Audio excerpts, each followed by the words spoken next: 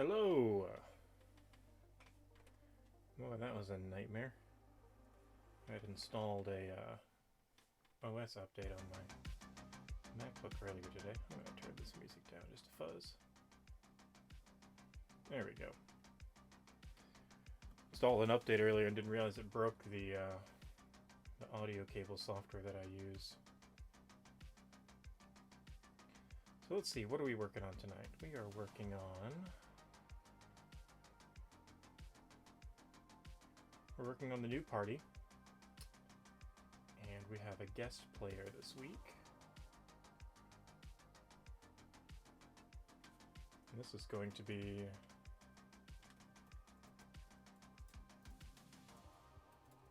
Resphera Pedal. Our half-elf druid.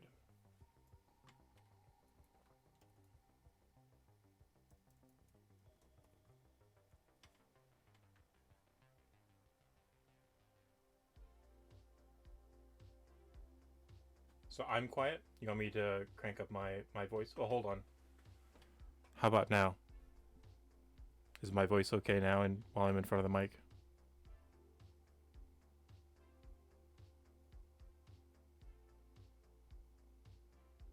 Okay. Yeah, it's just because I wasn't looking at the mic because I was tinkering on my Mac. So let me bring the music back up.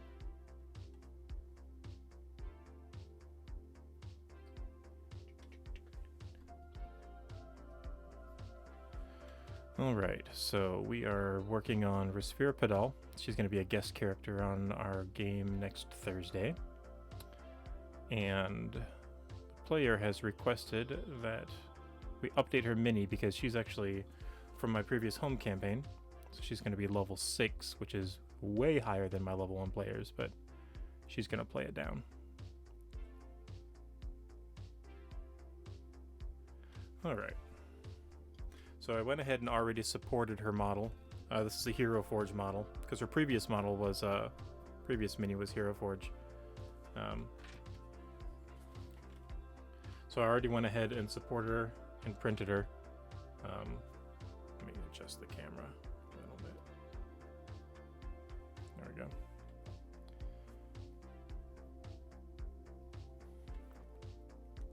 So she's a little bit older, a little bit wiser, a little bit more of a seasoned adventurer. This is her original mini here. So kind of similar, but she's got her hair's grown out a little bit, and she's wearing a bit more regal clothing. There's a bit of a story that's going where she's the heir to an elven kingdom, and so yeah, we're gonna base her and prime her. I've already I had some issues with the base, the Hero Forge base printing right, and so I ended up having to cut it off.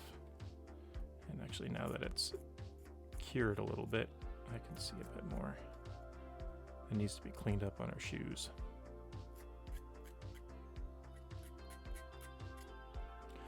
That should be good. Let's go ahead and get a base on her.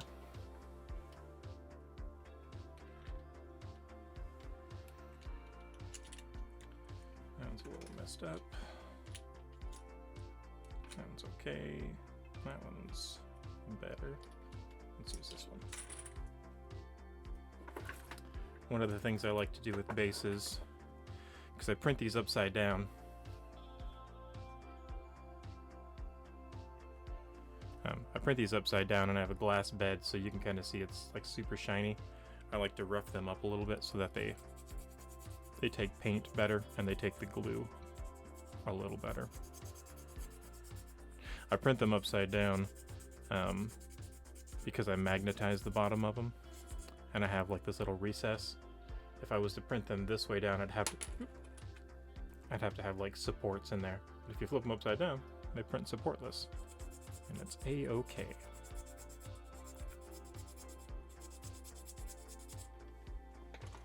I need to do a thing real quick.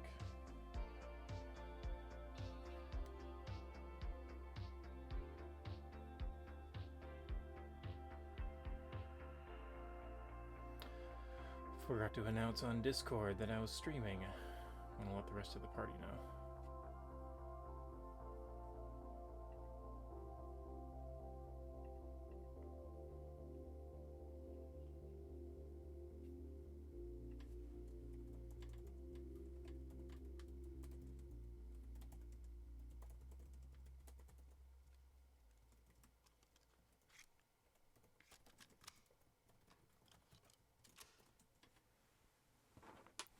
So yeah, I just like to rough up the top a little bit. And then when you rough up the top, and actually just with 3D printing in general, since this side sticks to the glass surface, it can create a little bit of what's called elephant's foot, where it squashes the first layer of the model and it kind of protrudes out to the side a little bit. Let me skip this on, because we do not want words tonight. Thank you very much. So what I like to do is I like to just kind of go against the grain there. And what that does is it kind of folds it up into the air so that it's pointing straight up from the base. And it kind of puts a chamfer around the edge. I could probably dial in my 3D printer settings a little better and not have to do this, but I've already printed these ones off. And then I kind of go around and see, you can see that little ribbon that's getting shaved off. That's just that little sharp elephant's foot corner.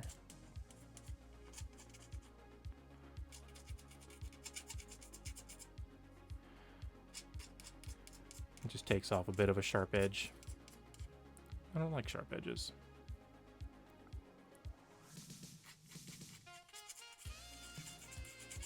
Saxophones. Saxophones are cool.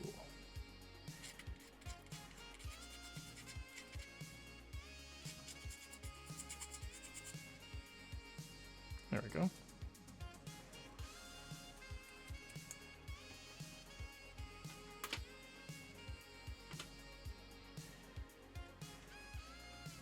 Good. So I'm just sizing her up right now. I think I need to just file these feet down a little bit. I think they're a little rounded.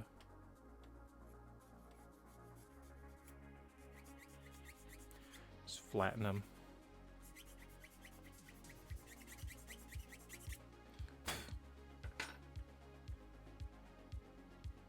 Yeah, there we go. I'm gonna get my Insta-set.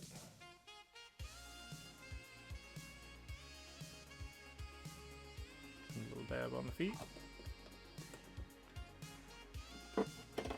And what I like to do, I'm going to zoom this in a little. Yeah, there we go. And what I like to do is position it on the base. And that's going to leave two little wet marks from the Insta-set. Oops, that was a lot of glue.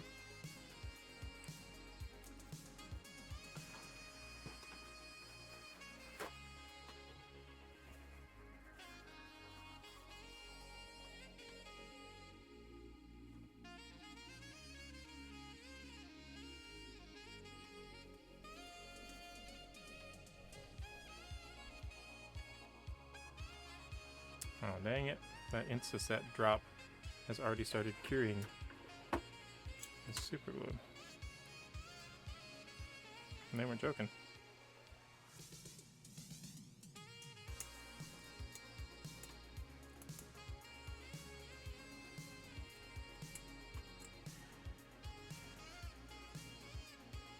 Alright, let's try it again.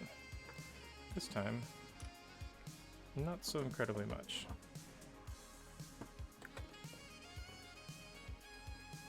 Oh, dang it! I'm dropping stuff all over the place.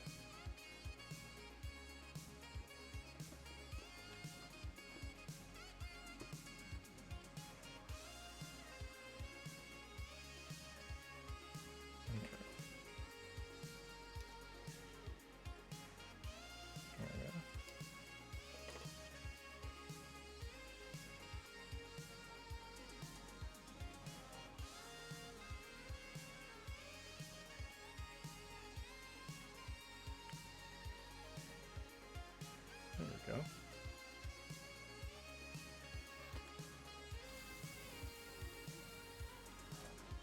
dry. I'll put that under the fan.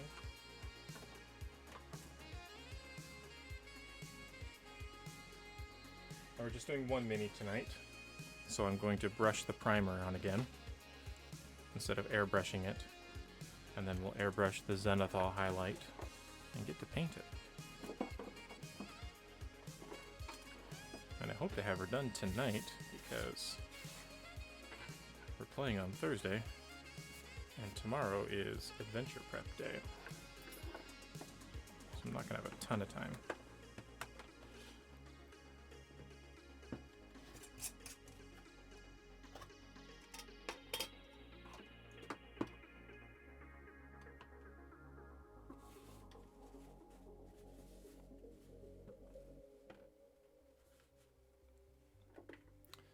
Let's go ahead and get our light out.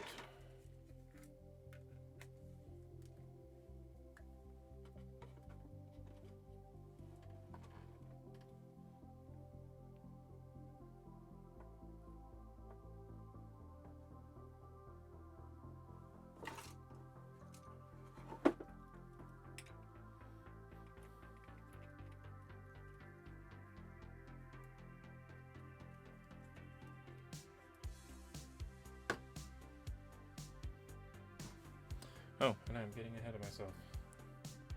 I need to magnetize her. So let's grab the metal strip.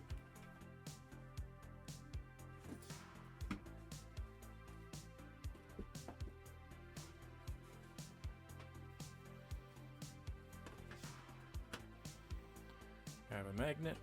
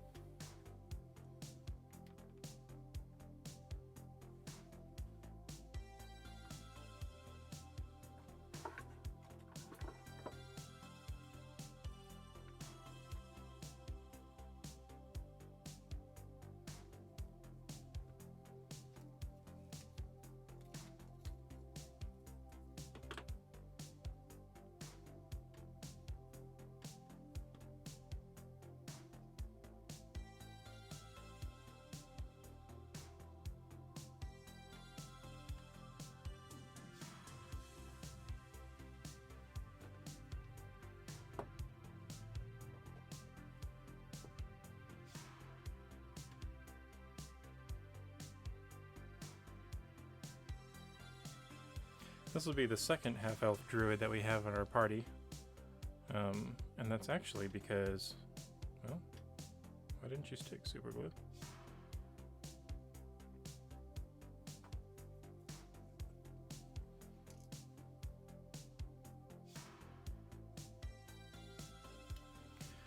Because my original home game that this character is from used the pre-generated character sheets initially. And that's what we used in this game here. So like that's why we have a half-orc paladin in this game as well as my old game. Pre-generated character sheets are pretty good for starting off. Like they're decent builds. They're nothing super duper fancy, but you know they're well designed.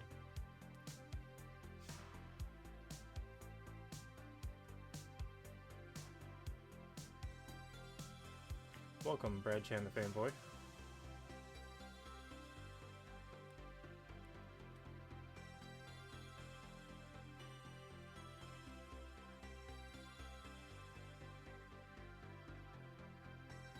Man, this thing is not wanting to stick. What in the world? I've never had to have this much of an issue.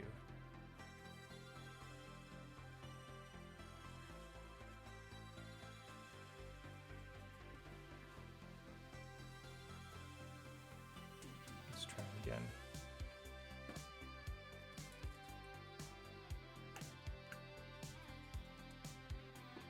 Maybe I should try it the other way. Maybe I should put the glue down here.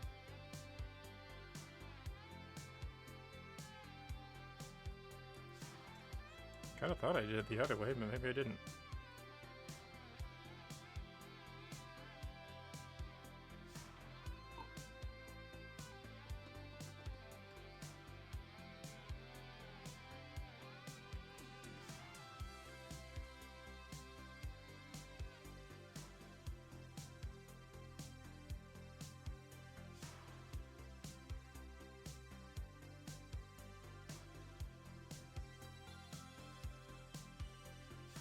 Yeah, there it goes. Now it feels like it's sticking.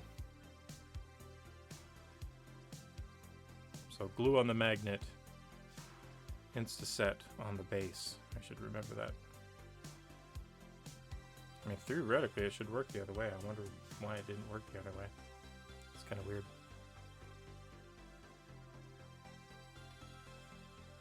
Yeah, there we go. Alright, I'll put that under the fan.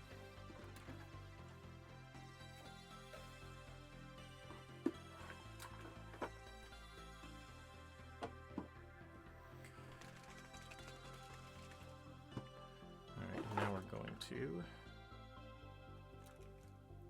get to priming. It's going to be this brush.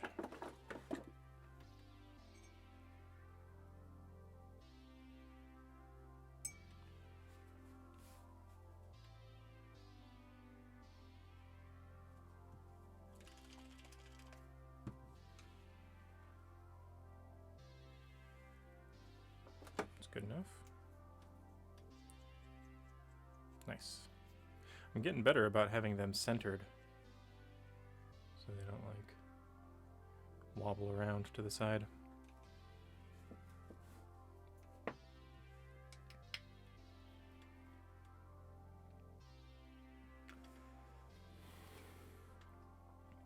So she's already pretty well cleaned up. I pulled the supports off and did a bunch of cleanup already over my lunch break today.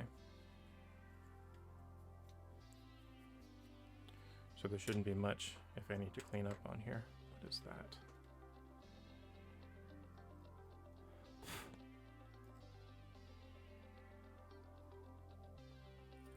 Yeah, I think she's fine.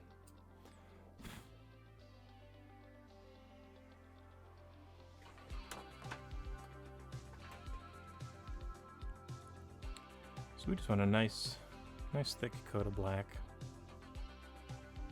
One of these days I'll delve into gray primer.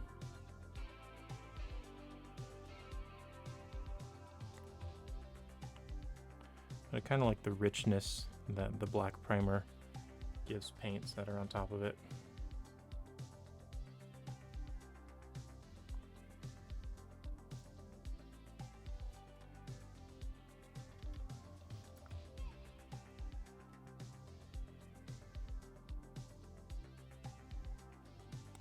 So next Saturday, I'm going to be starting up a new series of going through and printing and painting every monster in the monster manual. And I'm thinking about just starting A to Z. I might ping pong around a little bit, or else I'm going to get hung up with ancient dragons once I get to the D's, and that's going to take a long while. So I might have to like pepper ancient dragons in, because those are going to be complicated to 3D print, especially on my little Photon Zero that I have.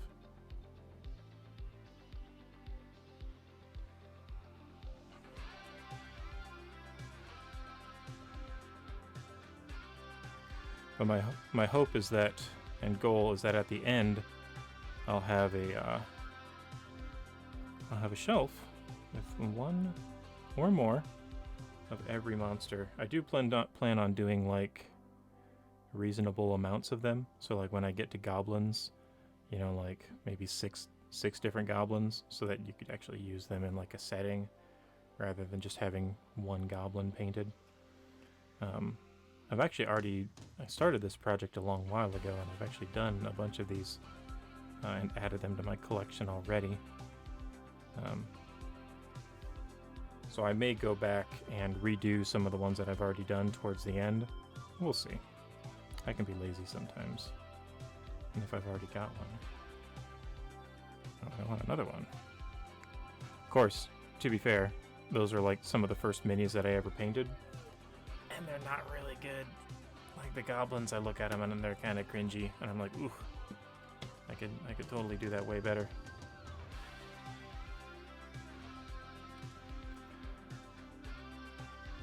So kind of maybe I'll just strip those ones and repaint them.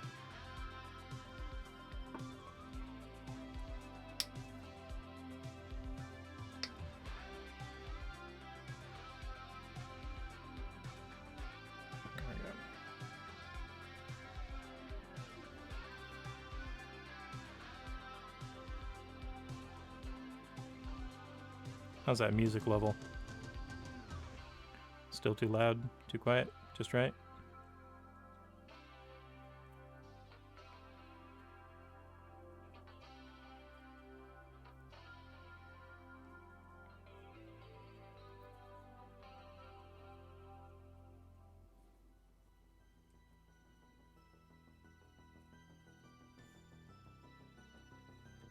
Nice.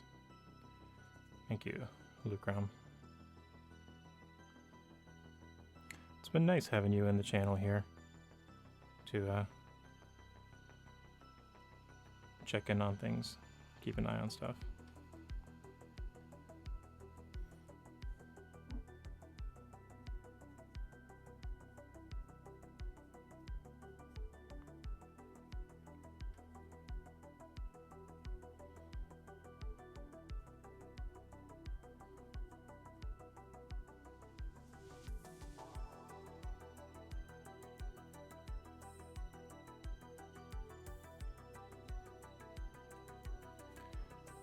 There we go.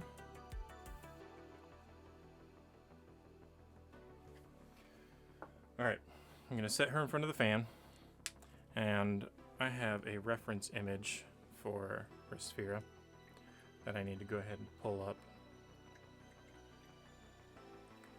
So I'm gonna look for that and set that up real quick while she's drying.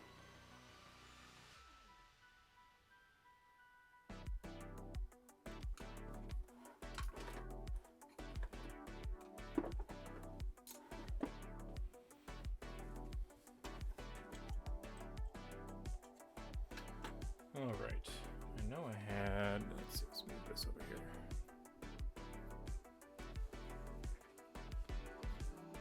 Let's see, that's gonna be on Hero Forge.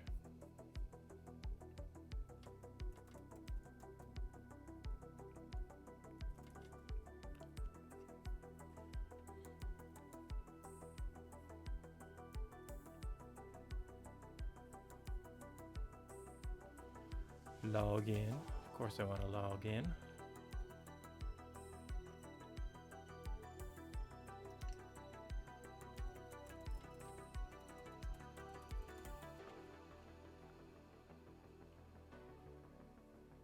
And let's see. Let's go to Heroes. Resphirapedal. Level 6.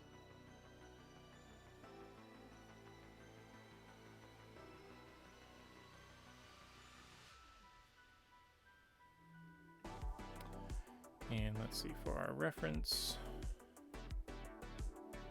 we want to do a browser reference, and what's this one called? Hero Forge Custom Menus. There she is.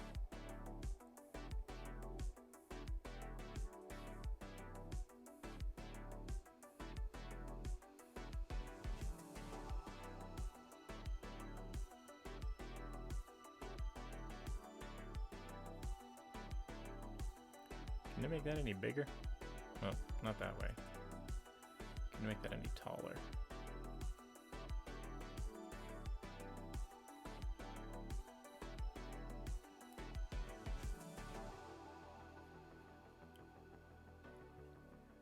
Height. Can we make that 640?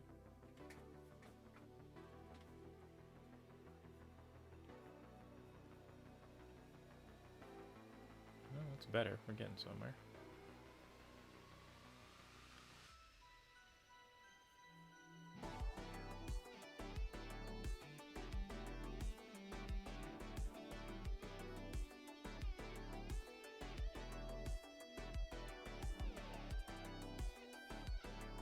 There we go.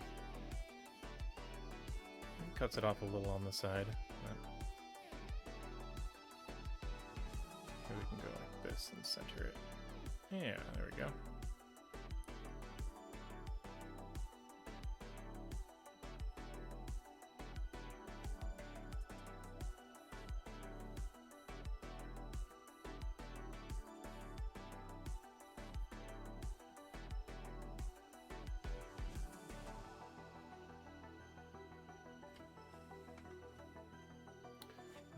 you looking? Oop. Real professional there, John. It's getting there. I'd say it's actually just about there. Under her cape is a little wet.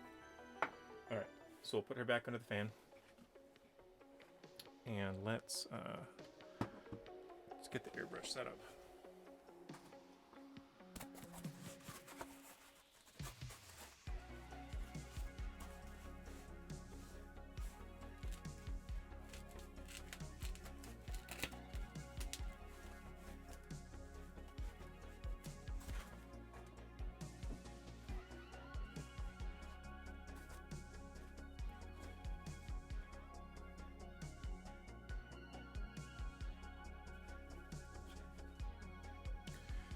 Alright, busting on our good old Bombay India ink.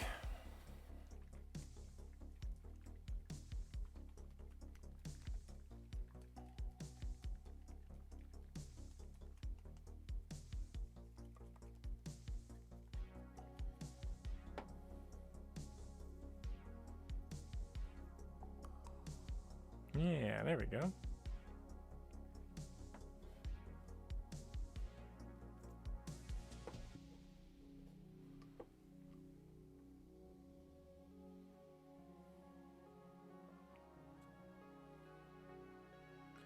I'm going to try 2 squirts.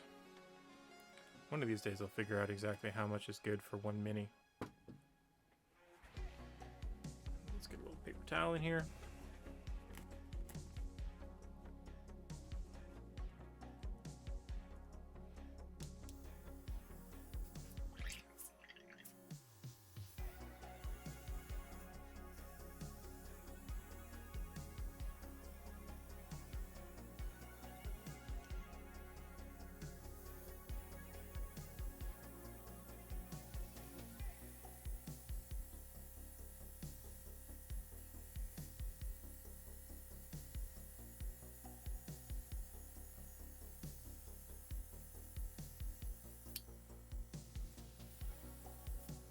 Yeah.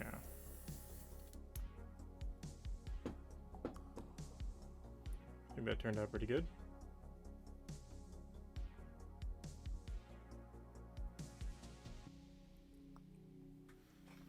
Under the fan. Do a little cleanup. Still didn't use hardly any. Probably even good just to do 1 squirt of this ink.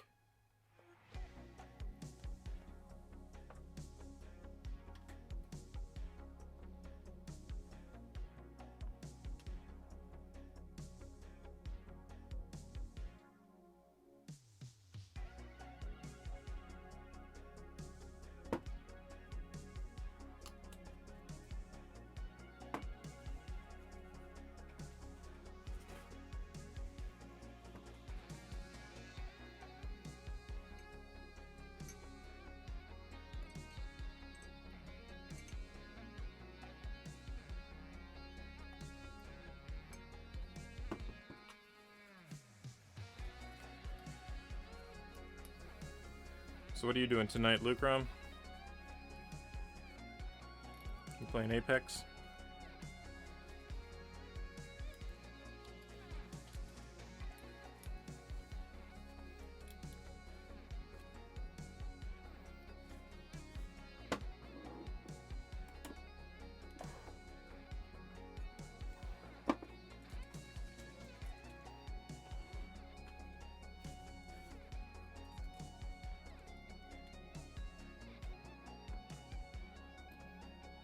Oh, have a good shower.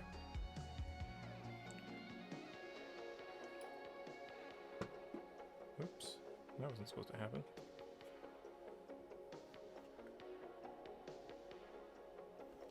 What about you, Brad Chan? What you got going on tonight?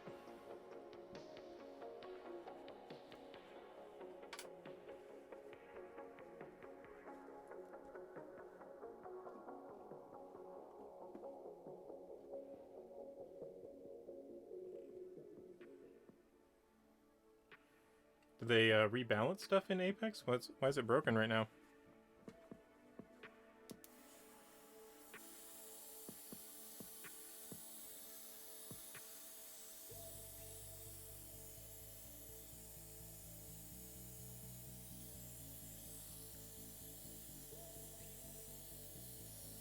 just sitting around watching the stream. Well, hey, thanks for watching the stream. If you have any questions, feel free to hop in here.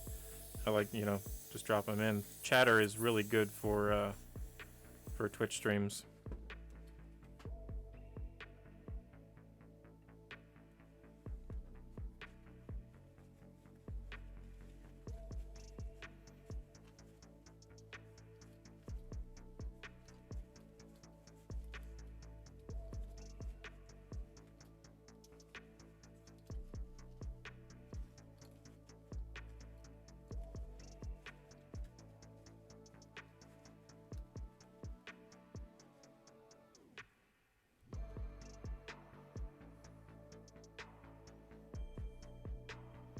Oh, that's a bummer.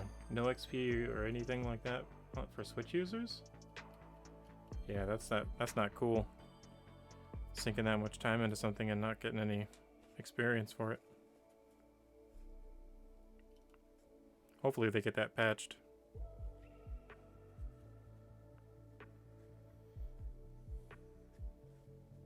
Oh man. You should probably send them an email if you paid for it and like you can't even like get stuff from there. They might be able to work something out for you.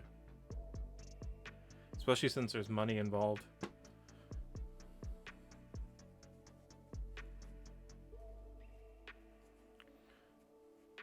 I mean, it might be like the worst thing that they could do is give you like a free battle pass for next season or something. Oh, you contacted them? Okay, well I hope it works out. Stay on top of it. Don't get stuck in like automated messages. Might even like try to hit them up on their social media accounts or something.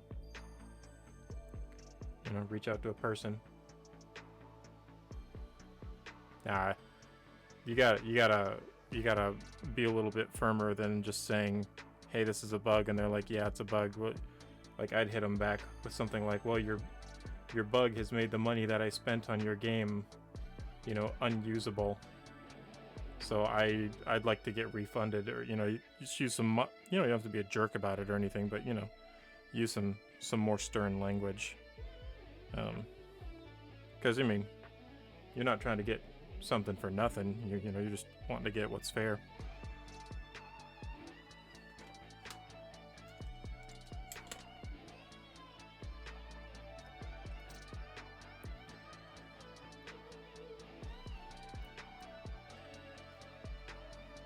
And if you don't know what to say, you could just, when in doubt, use the word unacceptable. If you're quiet about it, then they're just going to close the ticket and be like, well, they're not going to say anything, so we don't have to mess with it anymore. Start saying that things are unacceptable and refusing to accept it. That's when people start to fix stuff, which they should be fixing anyway. All right, she's drying. I'm going to go get some new water. I'll be right back.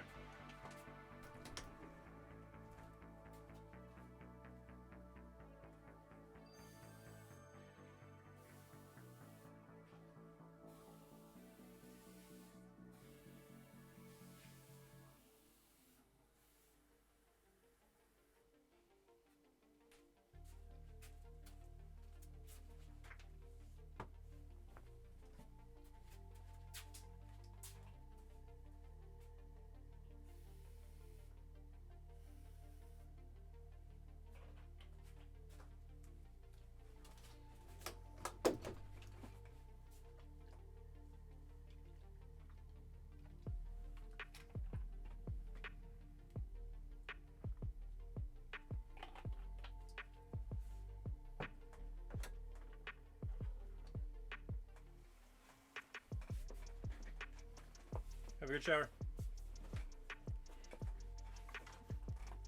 Ain't nothing like a good shower.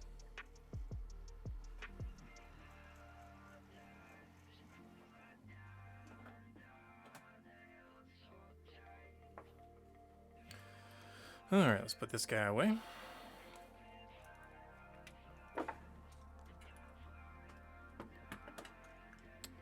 And we need to pick out a brush.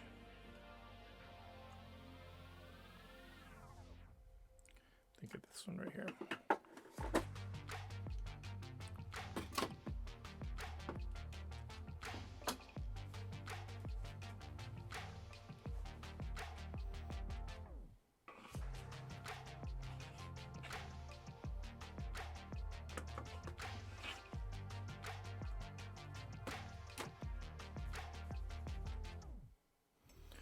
Alright, let's see how late, let's see how far we can get to this. I'd like to get her done tonight, but that might be a little ambitious.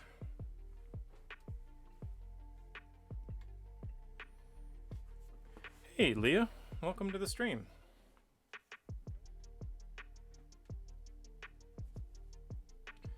We are painting D&D minis tonight. Alright, so let's see what we got here.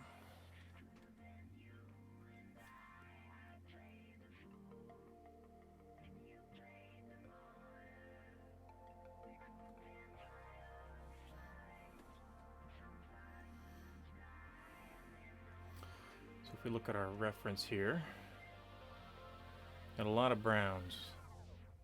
Gonna need a nice deep red for that cape.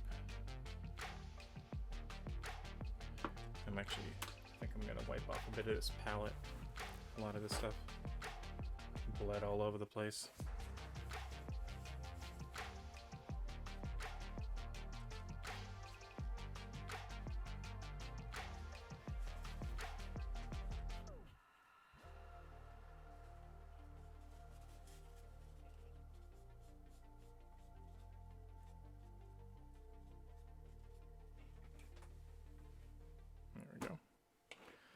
Alright, so I'm thinking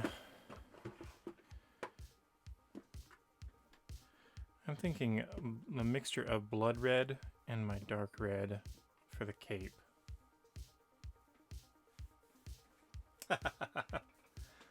Well, thank you for lurking until you fall asleep. I super appreciate it. And I hope that the stream is entertaining. A lot of folks have been telling me that it's super chill and relaxing, so hey, that's a good matchup for going to bed. Got a lot of browns. We need a super dark brown, so probably this guy for the chest and the leather leg pads.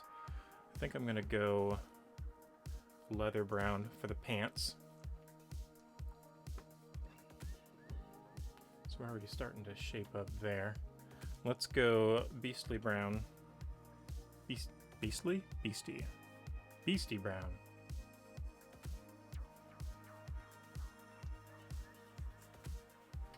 Well, thank you for hanging out too, Brad. If you don't tell your mother, you can stay up a little later if you want. Wink. And then let's go bone white for the shirt,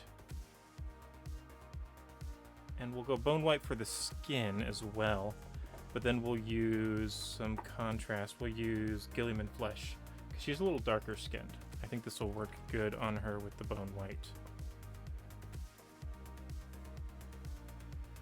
Why, thank you. I don't even have my radio announcer voice on tonight.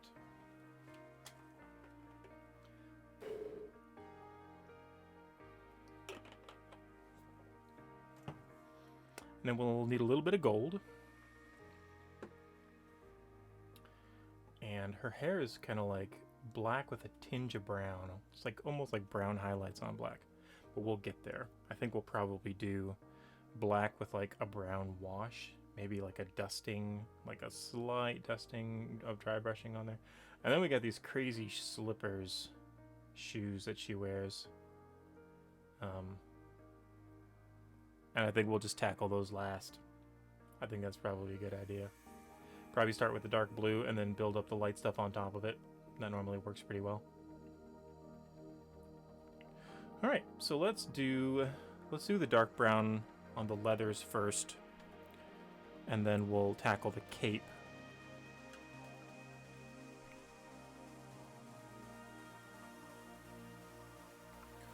So let's go dark brown.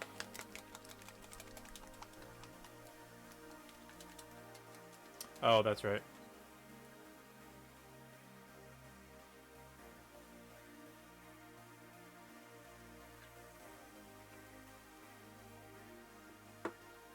If you put the request in for more time, I'll send you a code to unlock it. Or I'll do the unlock thing.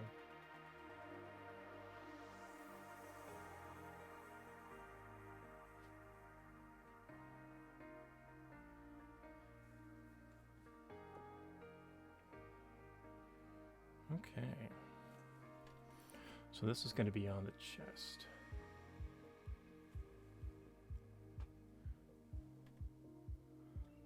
So we're looking at up in here around the neck.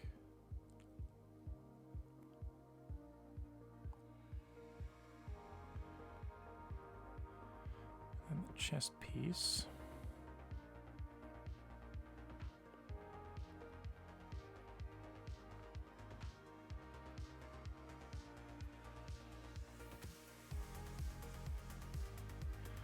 And I think I'm going to zoom this in a little bit so you guys can see better.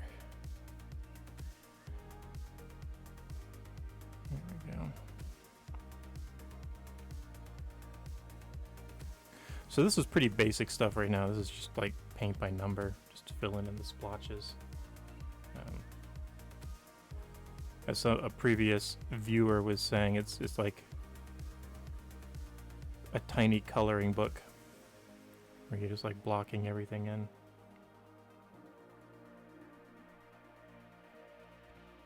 And I think that's pretty apt, especially with these apple barrel paints that I use. It ends up looking really chalky, so it actually kind of does look like just like a coloring book.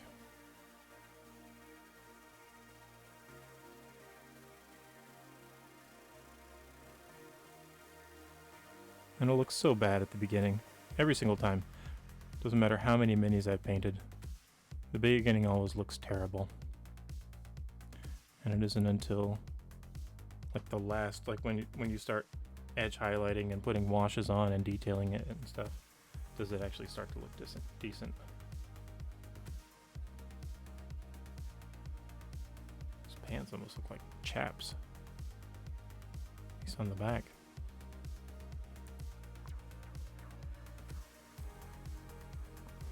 Get back up behind the cape.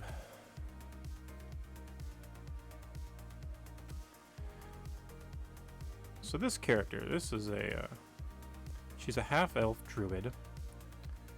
She's a character from my first game, my first home game. Her name is Resphira Pedal, and she's pretty interesting. I really like her.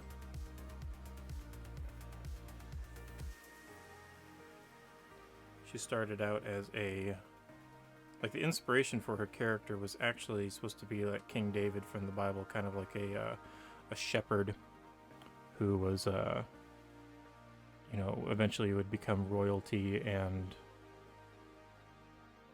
do some cool stuff like that. But just kind of like this mild-mannered shepherd. She's loaded with magic items because partially because of me and partially because of my son who started the campaign. It was supposed to be like a one-shot, and he wanted to try his hand at dungeon mastering. And everybody had such a great time, and he did such a good job at it that they wanted to keep playing. And so it just turned into a big year-long campaign, but he was kind of tired of dungeon mastering. So I told him I'd take over. So I took the campaign and ran with it. And but he, like, within those first, it was like 2 or 3 sessions, I think his game ended up being, and he just like loaded everybody up with magic items. He gave our half-orc paladin like a +1 halberd that would do like extra fire damage. I mean, it was just insanely overpowered.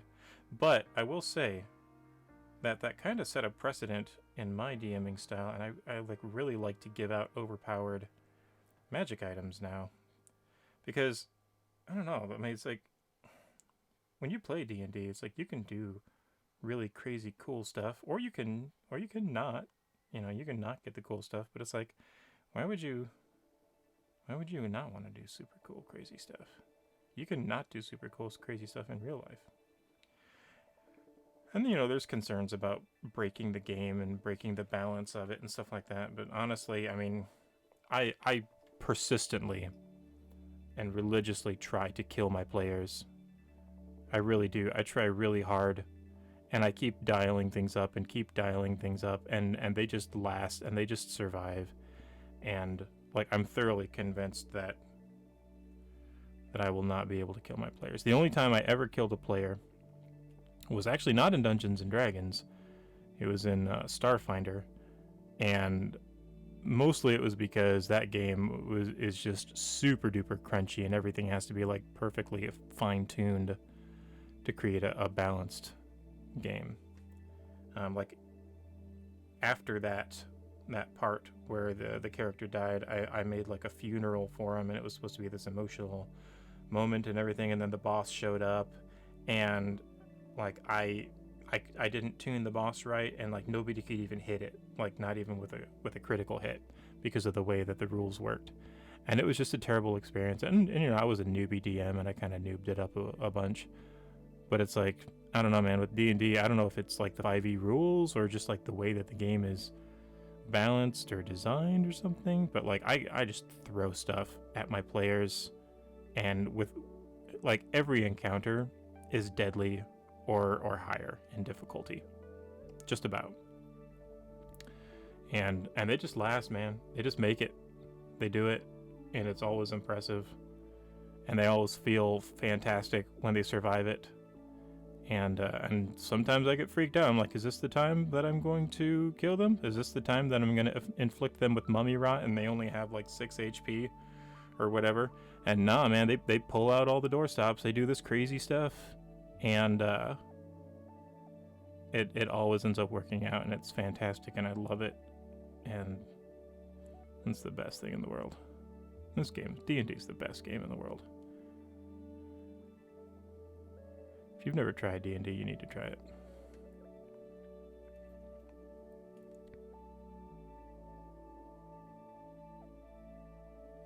So as far as overpowered magic items, she's level 6, and she has a broom of flying, and any sort of flying items are typically a no-no until the party is like, I think at least a level 10 is what most people say. I could be wrong on that. I might be misrecollecting where I read that. She has a broom of flying. She has a Cape of the Mountebank, which lets her teleport up to 500 feet. She can only do it once a day, but still, it's like it's gotten her out of some super dangerous situations. She has a ring of invisibility, like the good kind. I think it requires attunement, but you can just like turn it on and off as much as you want. Like there's no charges to it. You just turn it on and off whenever. And then she also has a key to the eternal staircase, which is a magical artifact that if you insert it into and unlock any door with it, any closed door, it opens up a portal to a dimension of this eternal staircase, the staircase that goes on and on forever. And it has landings every so once in a while with other doors that will connect to just random planes of existence. It can be the material plane, like she could use it to hop into a broom closet in a tavern, go up a couple flights of stairs, hop out, and end up in like a dwarven kingdom halfway across the planet. If you go high enough through the staircase, you end up getting into like the upper planes, like the seven heavens. Is it seven heavens? I'm not familiar with the positive energy planes.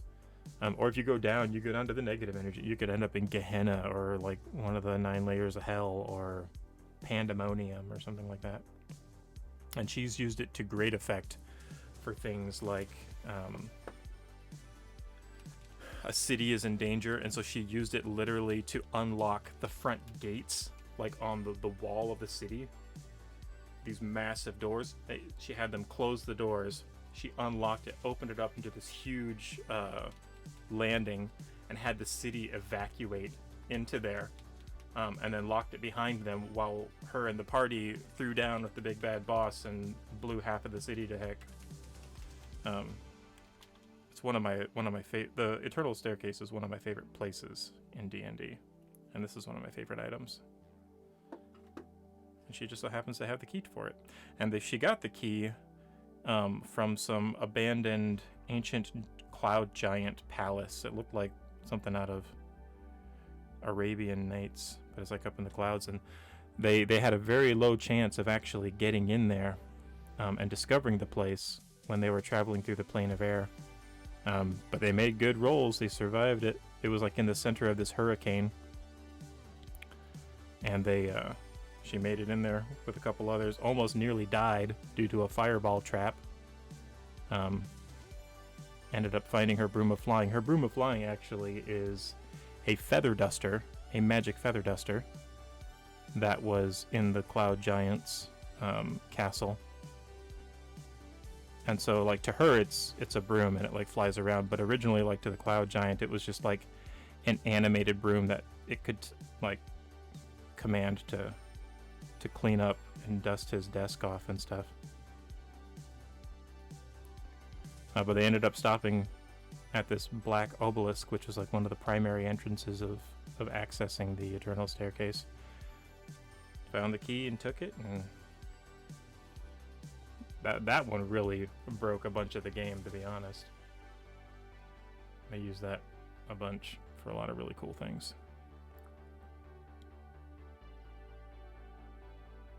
So she's going to be joining our level 1 party in the woods of near Phandalin.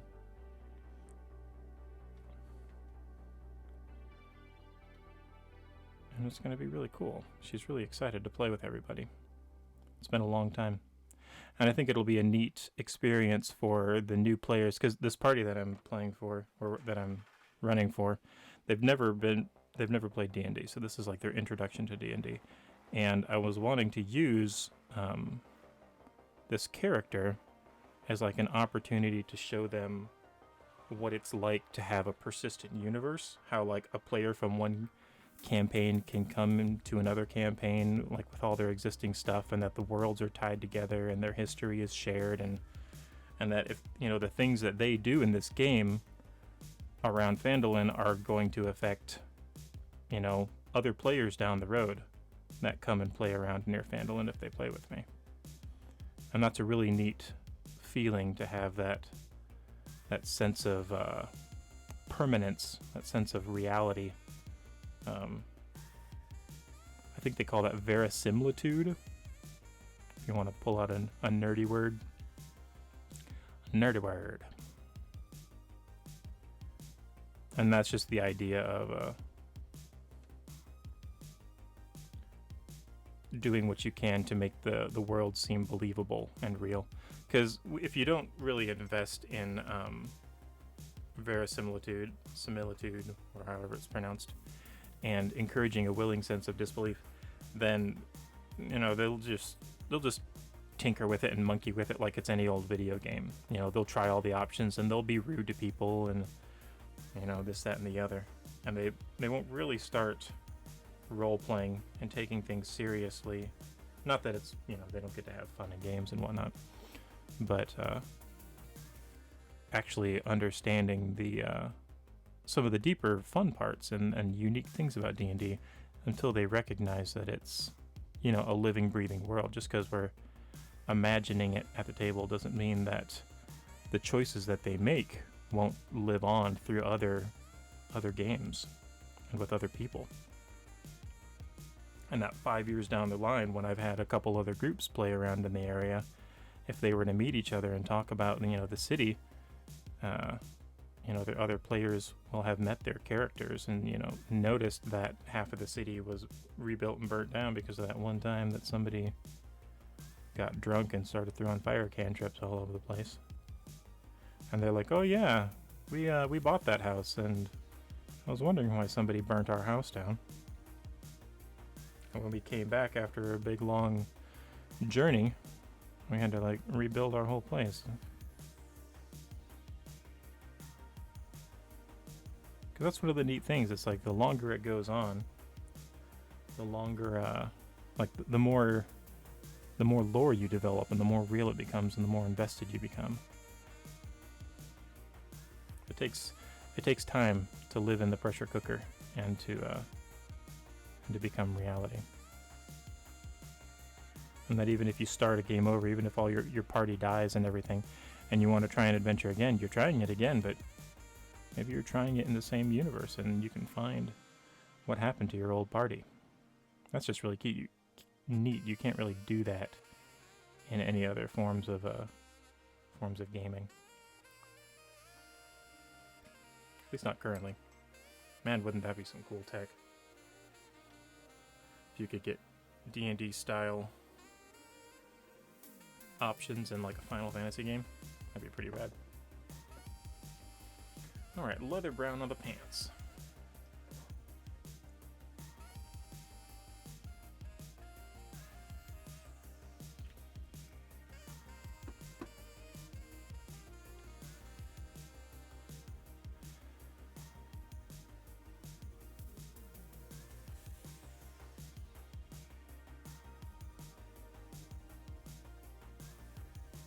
That belt looks like it's a little lighter than the pants. I think I have some leather contrast paint that I could put on there to kind of help differentiate it from the other stuff around it.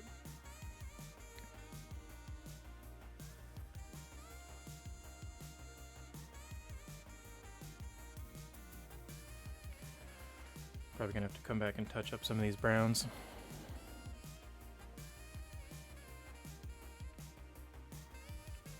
That's okay. I don't mind.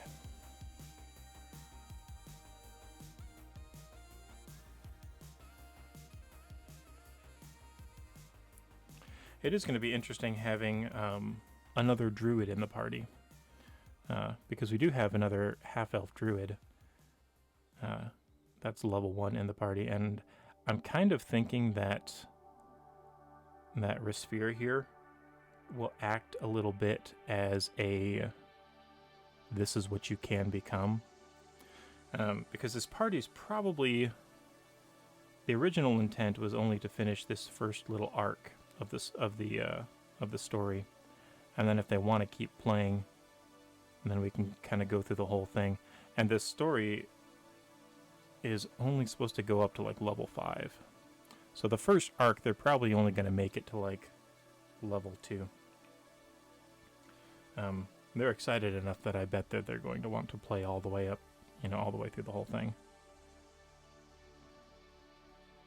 But I still want to leave that out instead of, in case,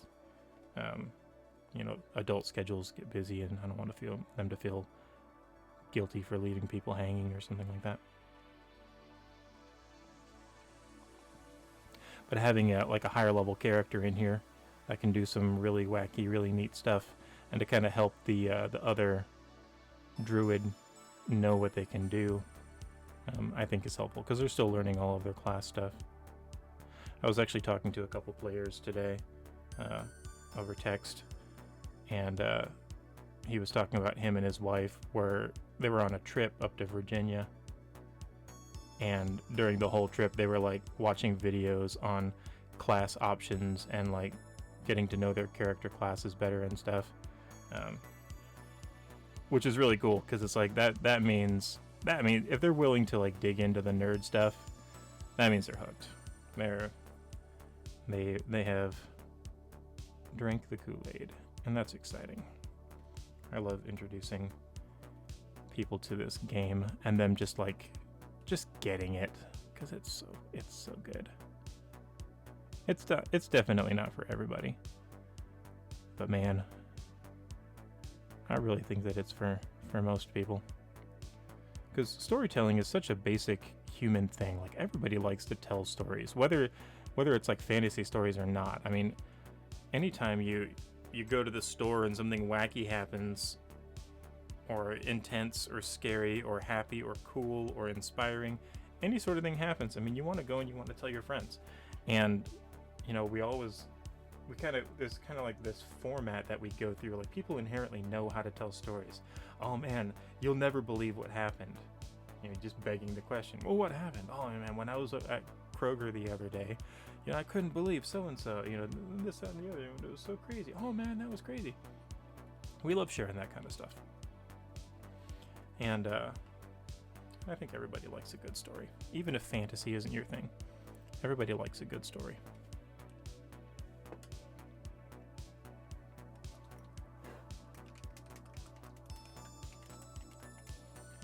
But the shared story is, I think, what really makes D&D unique, is that it's so collective and it's so unique. And nobody knows what the future will hold. Nobody knows how it's going to go down, not even the dungeon master, who's apparently even trying to control everything. Oops, this is supposed to be red. That's okay. I'll put this down first, and we'll paint red on top of it.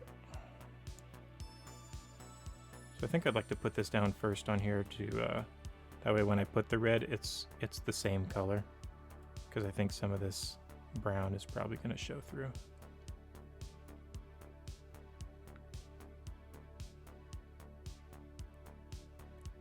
There we go.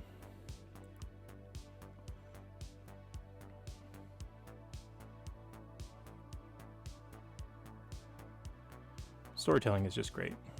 I love storytelling so much.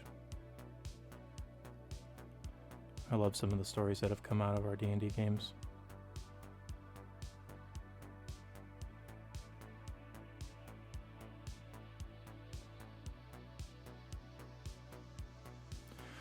I was listening to an audiobook last night of the 10 rules of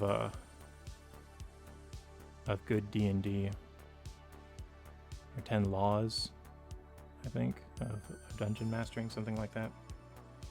And at least according to this guy, he was talking about the number one law of D&D for a dungeon master is for the dungeon master to ask themselves, what would be the most entertaining thing to happen right now? And I really like the way that question is phrased, because it can mean a lot of things, but whatever it means, it's not mundane. So it's like, if you guys are shopping and you're looking for, stocking up on potions of healing, or, looking for a thing, a metal to make a MacGuffin or whatever, what's the most entertaining way to do that? Like, if they're not entertained by just, going door to door shopping wise, then the most entertaining thing is probably going to just be to move past it. But if they enjoy that kind of stuff, the most entertaining thing might be to meet a quirky shopkeeper and to be able to interact with them. And if it's a fight, it's interesting the way that it's framed as entertaining, because entertaining isn't always fun and silly. Sometimes if it's a deep story part, the most entertaining thing could be like a very tense, serious battle with story ramifications that have been building up all this time, or if you're playing like a gothic horror type game or something, the most entertaining thing might be something that's super spooky. So I thought it was a really interesting way of framing that question. And that one combined with Chris Perkins' rule of just saying yes. Like, if somebody wants to try something and it's off the wall and it's crazy and it's not what you were expecting, just say yes. Let them try. So the other day, I was playing my Dungeon Delve game, and there was a character who got mummy rot, and it was pretty intense. He was gonna have like a couple days where his character was straight up gonna die, and this was like a survival dungeon delve. And I had some stuff planned. Like, it wasn't I wasn't like trying to just like give him an out where, okay, well, he's got a terrible curse, so I got to make sure that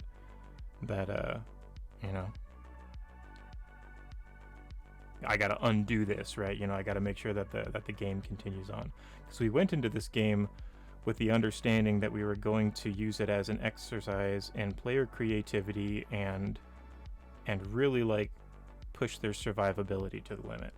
So it's like, if I just give them an answer to that then that's not going to be fun. That's going to be cheap, and then they're going to feel like the risk doesn't matter anymore. And the risk and the threat and me being impartial and being harsh with the roles and stuff like that is what has made it feel really intense and worth it when they finally like break through something and they survive.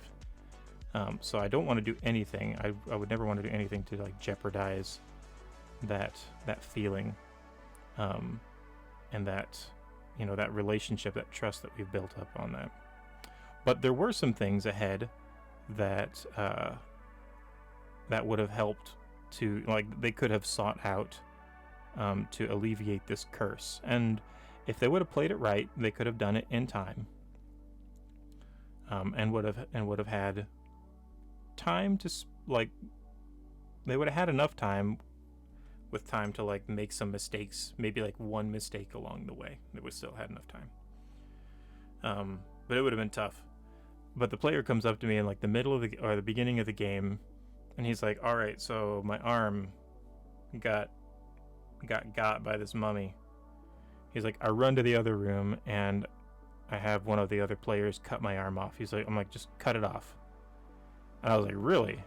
He's like, "Yes." "Can I do that?" I was like, "Well, if you do that, it's gonna," like, in my head I was like, it's gonna like nullify about 45 minutes of prep that I did fleshing out some stuff that you might be able to interact with to fix this. But yeah, I said, yeah, you could totally do that. And because I thought that was way better.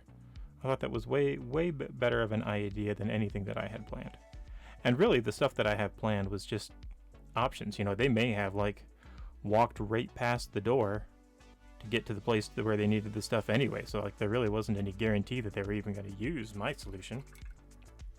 And Harry had a fantastic creative idea. Oh, oh yeah, I didn't think that you'd be there, Chris. Are you hanging out there too?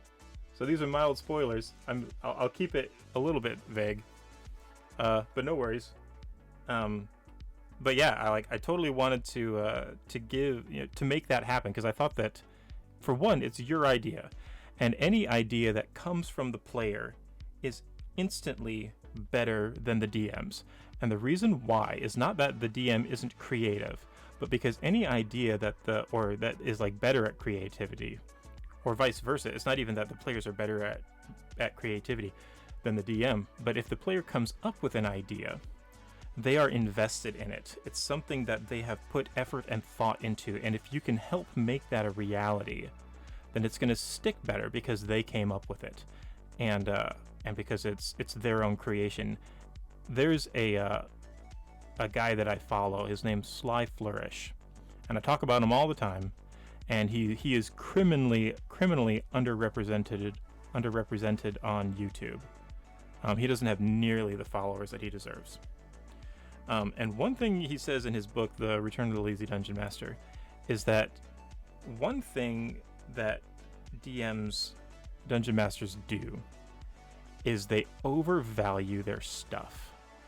We spend time, you know, we spend time world building, we love our creations, we like to tinker and make maps and this, that, and the other. But the reality is our players really don't care about our stuff. Oh, he's not sleeping. Oh, yeah, that's fantastic. The players don't really care about our stuff as much as we'd like to think. They care about it enough that they're willing to play with it. I'm gonna wipe something off my camera real quick. They care enough that they're willing to play with it. But what they really care about is how they're able to interact with it, and that's actually really fair. It's not a bad thing, because they're the heroes of the story. And when we watch a movie, we care more about the interaction of the story than we do like the lore going on in the background. Now, granted, the lore going on in the background is interesting, and if you really care about the movie, you know, you'll dig into that and this, that, and the other. But players ultimately care about themselves because they're the heroes, and that's fine. You want them to care about themselves. And so when he came up with this idea of chopping his arm off, I was like, I'm not gonna take this away from you. That would be, I mean, think about how deflated he'd be if I just said, nah, and all that time and effort, and how he thought it was going to be such a clever thing, which it was, just for me to say no, like that's no fun. I mean, you can go to work if you wanna get told no all day long. Not, you know, D&D is a place for fantasies and stuff like that to happen. So we went through with it, and I made the guy do an attack roll. It was like a medicine check, I think, just to make sure that, you know, he didn't botch up the surgery. And I made Chris's character, the one getting his arm cut off, do a Constitution save to keep from blacking out, because he was like holding a heal spell. I need to focus on this for a second. This is... Okay, so let's do the bracers next. And then we'll do the flesh. So yeah, he failed his con save and ended up blacking out. But it was okay. It was just funny. Like there was a mild bit of failure in there, because, you know, no plan's gonna go 100% successful. But he ended up sleeping it off, and they ended up bandaging it up, and now he's got one arm, and it's like it's gonna be a thing. It's gonna be part of the story, and that's not a failure. He doesn't get to use bows now because bows are two-handed, but you know, it's gonna be all right. They've definitely been through worse. But that kind of stuff doesn't happen in just like regular RPGs. It's insanely fun, and I love I love telling players yes. And sometimes they fail. You know, one of Gary Gygax's rules, or like pieces of advice for running Dungeons and Dragons, is to always give the monsters a chance. So like if somebody's like, there's a monster running away, they're like, I throw a dagger at him. Give them a chance to dodge out of the way. Give them a chance to run off. Because if the players get chances to save themselves and succeed in things, the monsters should have chances to do so too.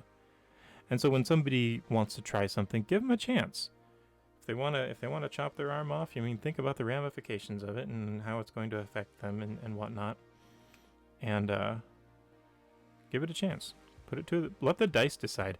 That's another thing that I've learned, is that if I say yes or no and just like decide things just based off my own opinion, or like how I think would be best for the story, and it doesn't turn out well and they don't like it, that's my fault, and they're gonna get mad at me. But if I say, all right, well, roll a d20 and let's see what happens, or like roll a d100 if it's like a crazy odd chance, and we'll see what happens, and they roll really good, well, then they earned it, even though it's completely random. It doesn't matter. If I roll the dice and I rolled really good, it's random. It's nobody's fault. But if I make them roll and they roll poorly, and I'm like, oh man, you should have rolled higher, they're not going to feel cheated because they rolled the dice. Now they feel responsible. Put it in the dice's hand. Blame the dice. That way you can still be their friend, and they'll trust you more too, because they know you're not trying to just like stick it to them and make their life heck and be like a devious dungeon master who like survives off of making them go through heck. I think we're coming along. Oop, that's a little thick on her face right there.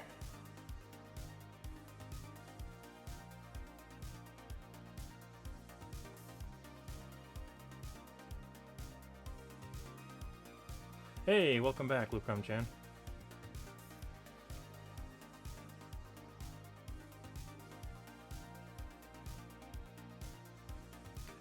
We're coming along.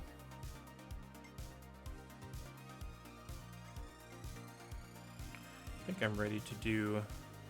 I think I'm going to do the gold after I'm done washing everything. That way it's like nice and shiny and on top of stuff.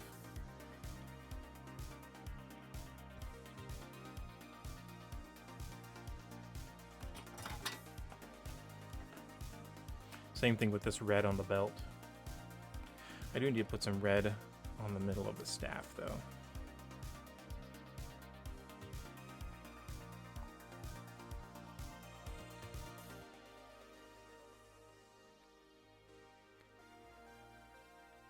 Anyway, I lost my train of thought. I can ramble about D&D all day long.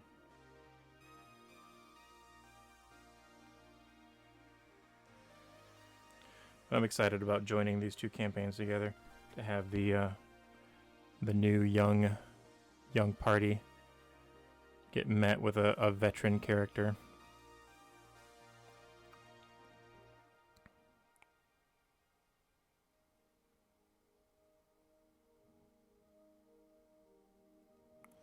So a couple interesting things that are going to be happening this next game. Our Tiefling Warlock was vanished last game. They don't know it. They suspect it, but he was captured and teleported out by his devilish... Oh no, I hit that paint right on there. His devilish patron, since he's a warlock. And I talked to him today, and he thinks he's going to be able to make it to the next game. If he's not, I'll just leave him teleported out until the next game he comes back to. But that's gonna be fun. I'm gonna make it. I'm planning to make it a bit like,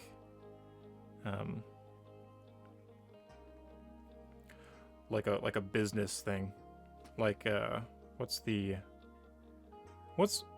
Marceline's dad's name in Adventure Time?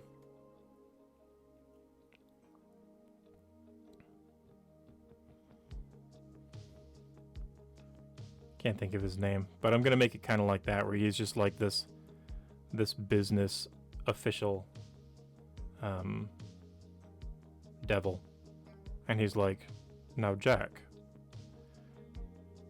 you've had these powers for a little while, and you're just kind of interning with them.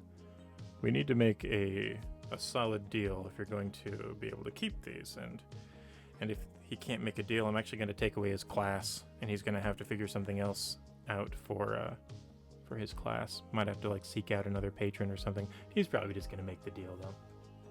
Hunson Abadair. You had to Google that, didn't you? Ain't nothing wrong with Googling stuff.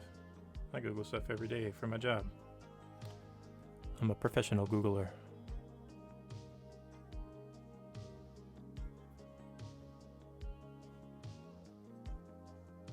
Oh, I need to put that other brown. Snakebite leather. So this is what's called a contrast paint.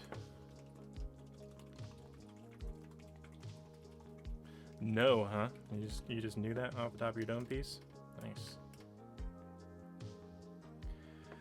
This is a neat kind of paint. It's called contrast paint. And contrast paint it's like halfway between a regular paint, like a regular acrylic paint, and a wash. So it has a surfactant in it, which breaks the surface tension and lets it like flow into crevices easily. It also, but it's also thicker, so it coats really, really well, and it's good for like painting shadows onto things. It isn't completely opaque though. It's kind of translucent. So you have to lay down a color first, and then you put this on top of it, which like actually lets you do some neat stuff. So if I was to put, so this is kind of like a brown. So if I was to like paint leather like I did underneath this one, and then I put it on top, it's kind of like, still got this brownish color on here. But if I were to paint it like red and then put this on top, then that red kind of comes through and it gives you oh, I got you. Googled how to spell it. Fantasy spelling is so goofy. But if I were to put like red underneath there, then it'd be like a reddish leather. You could use it for stuff like that. It's kind of a neat stuff. And see, like up here, I'm just gonna put it directly on top of this to kind of show.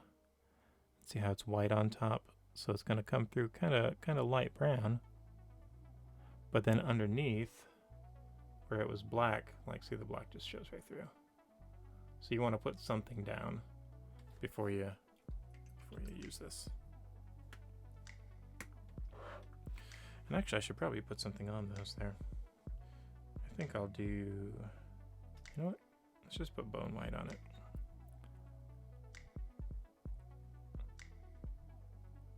So in this way, if you do this, you can kind of maximize the amount of colors that you can make without buying more paints.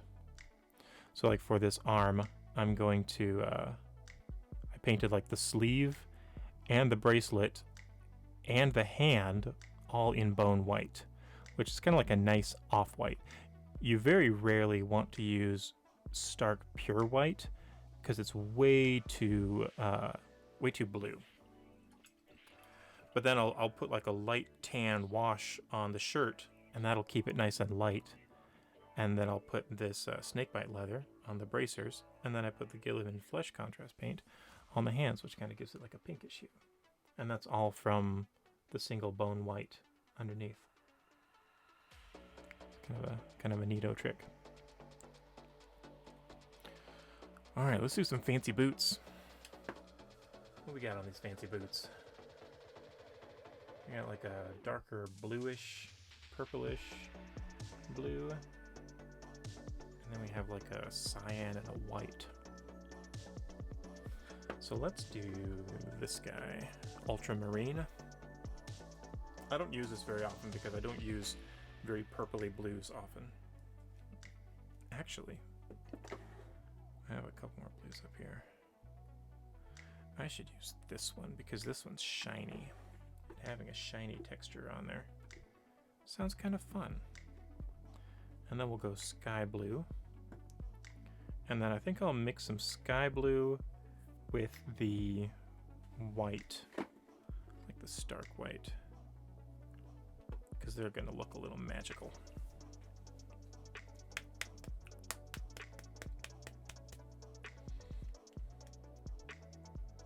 This is one of the few paints that I have that's actually glossy. I have this, and then I ended up getting a brown accidentally. That was glossy. But I mostly use matte paint.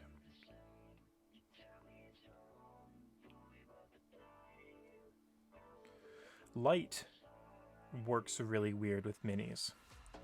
Like, light behaves differently, and shadows are cast differently when things are very small. And you want to, when you're painting minis, you want to create the illusion that they are large. So you have to tinker with the lighting and with the shadows to get them to appear like they are just a zoomed out version of something big.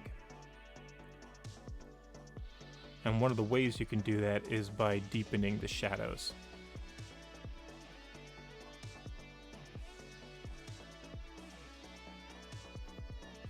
And the way you deepen shadows, or at least the way that I do it, is with what's called a wash. And it's like, it's a liquid, it's really liquidy. But again, liquid it works differently on small things than it does on large things. So if like you put a drop of water on your hand, you know, it'll bubble up. And it'll create it'll have this surface tension, and it'll just it won't necessarily run across your hand. You need something to break that surface tension, and so they add what's called a surfactant to the wash, and that breaks the surface tension and lets it run down into the cracks.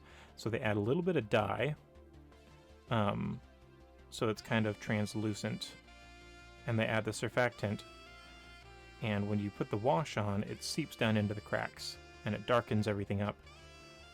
And that way when natural light lands on it, it's enhanced by the shadow in the crack, where light would normally create a deeper shadow. Since it's small, it doesn't. And then that combined with the wash makes for a compelling shade. Compelling shadow. That's one way you can do it. You can also paint them on manually if you're a madman. And some people are like being madmen. And if they have the skill to do that, that's totally cool. But I do not. I don't have a patience, and washes are just easy. You just slather them on, make sure they're not too thick, and then it instantly makes your model look so much cooler. Let's give you some eyebrows.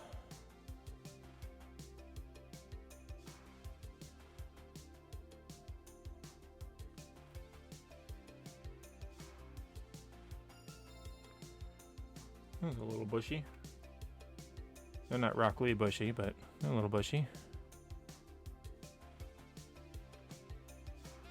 You know what, while we're at it, we got a nice fine point, and we got a little black here.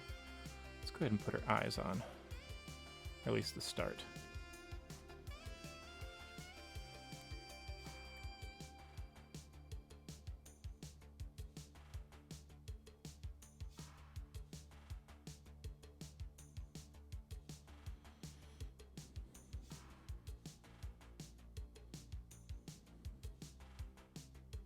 I hate doing eyes.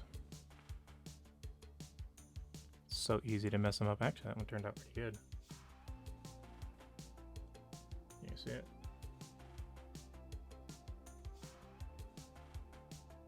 Yeah, that one actually turned pretty good.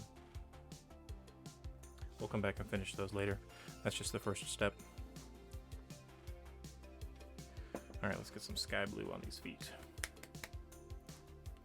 Some sky blue on them feetsies.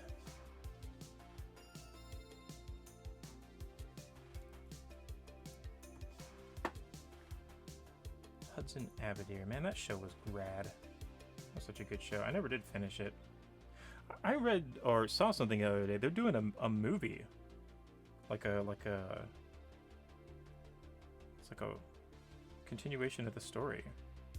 I didn't see too incredibly much about it, but it was like a legit Adventure Time movie.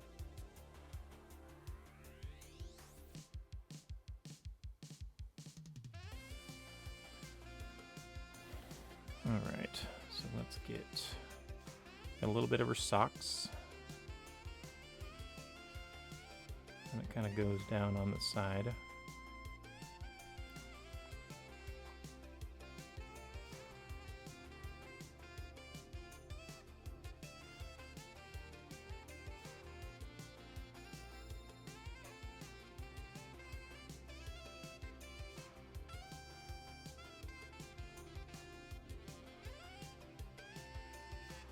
And that saxophone.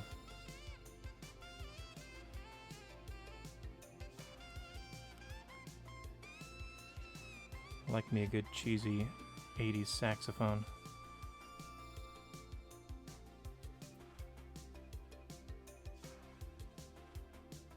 Alright, that's one.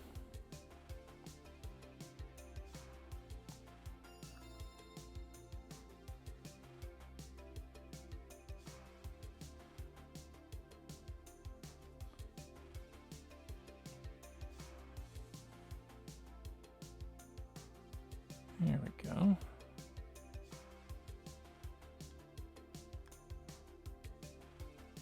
Yeah, this is coming in okay. Still looks terrible. Looks so chalky and flat. Gross. Tell you what, once that wash gets on there though, it's gonna be muy caliente.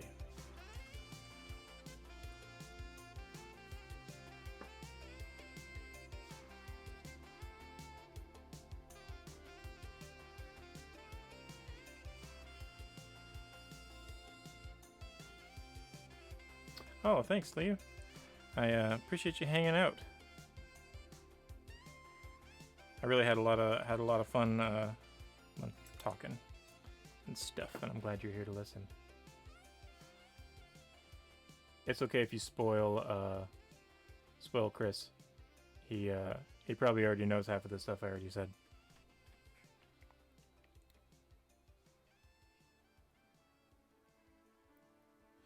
All right, let's get a little bit of white on here. Hello, ANMCC. Welcome to the stream.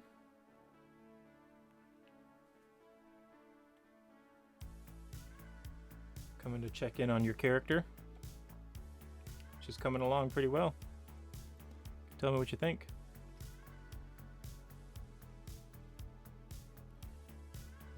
Give some pointers if I haven't painted something right the way you want it.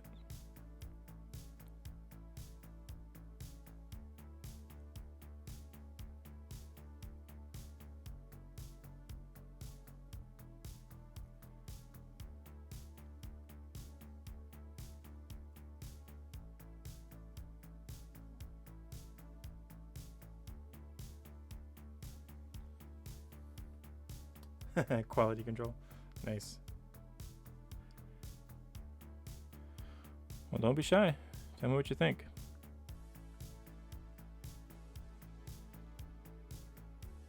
Want me to give her a spin around?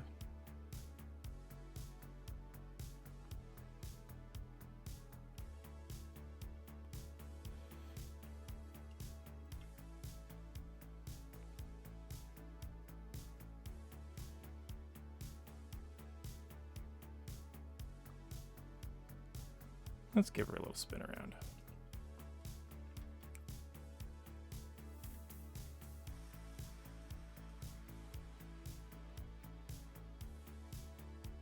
I think she's coming out all right. Once we get a wash on there, it's going to look a lot better. And for comparison, if we want to see level 1 for sphere versus level 6 for sphere.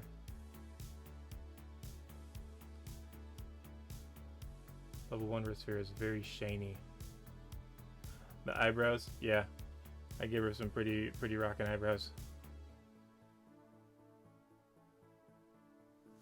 It'll look more natural once I get the pupils and the eyeballs and stuff on the eyes, and it won't look so thick. Because right now it's like the black blob for the eyes right underneath the big black blob for the eyebrows. Kind of makes them look a little thicker than they're supposed to be. Actually, we can go ahead and do that. Well,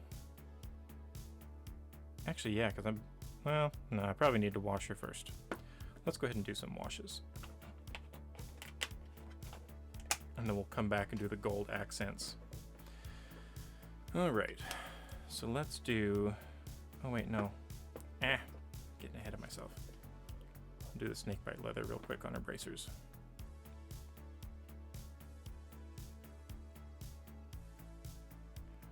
And then while that dries, we'll do the wash on the other ones.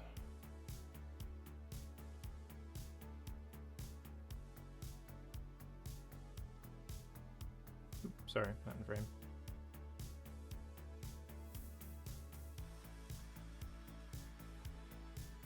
Yeah, the skin color is not so gray. I have a lot better paints since the last time we did Risphera. I think you painted the last Risphera, didn't you? But I didn't have very many good options available. I don't know if you even washed her. Maybe you did.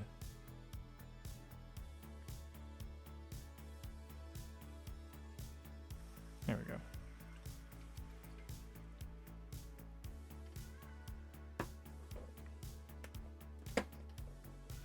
All right, let's put that away. That away. Keep the gold out. Put the white away. Actually, we're gonna need that for the eyes. And let's go washes. Let's see. We're gonna do a Seraphim Sepia, not to be confused with Cherubim Sepia. We'll do this on the light leather. When you use this on brown, it barely affects the brown at all. All it does is add darker brown, not highlights, shadows. So it's really good for spots where you already like the color and don't want it to be darkened down. So like we'll use this on her pants here.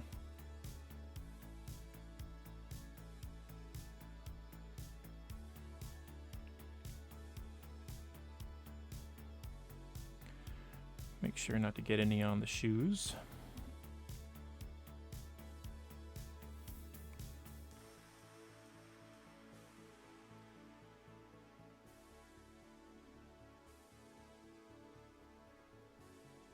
See, it doesn't really darken the pants. It just kind of gives them a little bit more of a shadow.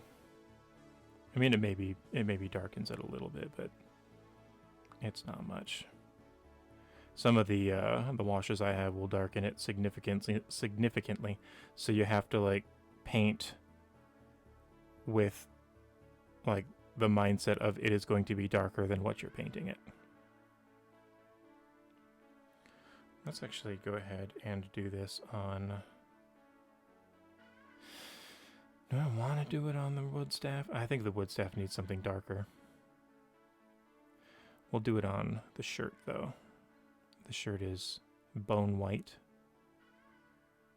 And it's going to preserve a lot of that whiteness and kind of make it just like a nice dirty cloth. You know, just like something that's been worn a little bit. been weathered in the sun.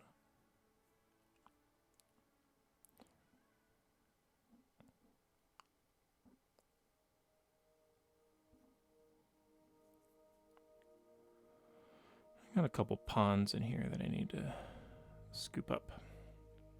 So one of the things about washes is, you want to make sure that you don't have any thick spots like right here. See, it's kind of dark. If you just stick your brush in there, if you get your brush nice and dry, you can just stick it right in there and it'll wick it right up. Zoop. I still want a little bit in there for the shadow, but I don't want too much. What can happen is it'll dry, and as it dries, it will almost leave like a coffee stain ring, where it'll be dry around, it'll be dark around the pond, and then as it gets in the middle, it'll get lighter, and that's the opposite effect. You want it to be darker in the center of the crevice where it is, and not just like having splotches around. All right, so that's good for Seraphim Sepia, not to be confused with Cherubim Sepia. Let's go ahead and get our Karasburg Crimson. This is my red wash. We're going to use this for the cape and for the handle of the cane.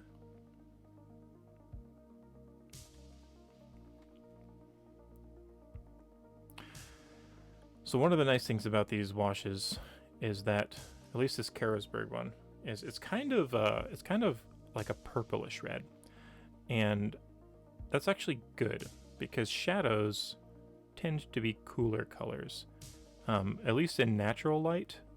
Stuff that's exposed to the sun directly will be warmer because it's it'll be like it's exposed to the sun, but things in the shadows will actually have more ambient light reflected on them from the sky, which is blue normally, in like direct daylight, and so your shadows end up being more cooler colors like blue and purple and the like.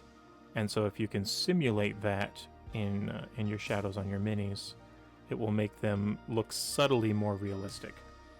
So if you're working with greens, and you're using a green for a highlight, like the light is shining directly on it, put a little yellow in your green.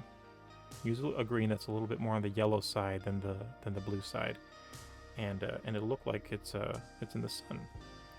And if you're working with the shadows, use a green that's a bit more blue, and that works with any color. If you just push the hue a little bit towards the warmer or cooler side of it, it'll make it look more realistic.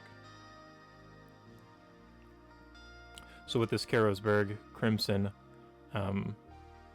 it is a bit more on the cooler purpley side. And if you end up darkening it down and making the whole thing looking a bit more purple, what you can do is you can go back and take the actual paint that you used to paint this with and paint some highlights, and that will not only undo like just the general tinting that washing the whole thing has done, it will act as a highlight because the whole thing has been mildly darkened by the wash, and now you're bringing it back, and you don't actually have to like mix in white with it to make a brighter color. You can just use the original, and it works out pretty well. All right, so that's the red. So we've done her pants, her arms. Let's do the the dark brown leather. So let's do a black wash for this. The black wash I like to use is called Nuln Oil, N-U-L-N. This is like the gold standard. If you don't know what to paint something, or what to wash something with, general black is kind of the go-to. You do have to be a little bit mindful, because black is typically a bluish color. And while that is good for shadows, if you're just washing it all over like a color that's cooler in general, it can tint it and not give you the desired effect. But since this leather here is so dark, we just want to add these little dark shadows. See, like how they're pooling around the corners right there? That's exactly what we want. There's them beautiful 80s saxophones.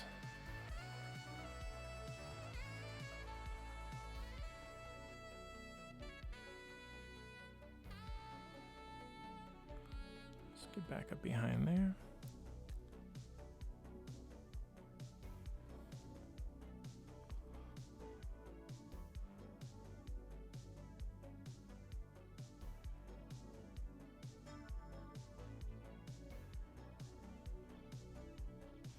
Tricky part with doing these chest pieces is a lot of time with Hero Forge minis, they always have their arms out in front holding a weapon and like getting up underneath behind stuff, behind capes. Oh, capes are so tricky. You don't want to bump into the back of the cape. End up painting over some stuff. So you kind of have to make sure that you watch how much of the wash goes up the barrel. If you can keep it around the tip, then you can actually bump your brush into other places and just get the tip where you need to go. Alright, let's go ahead and do black on the cane.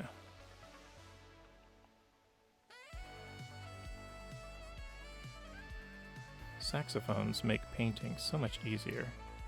That's a little known fact, but it's true.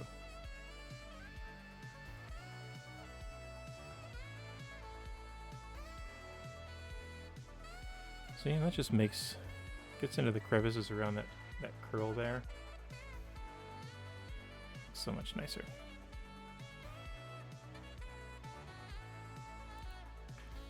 Gets into the cracks of the wood grain. Makes it look woody. Like right there.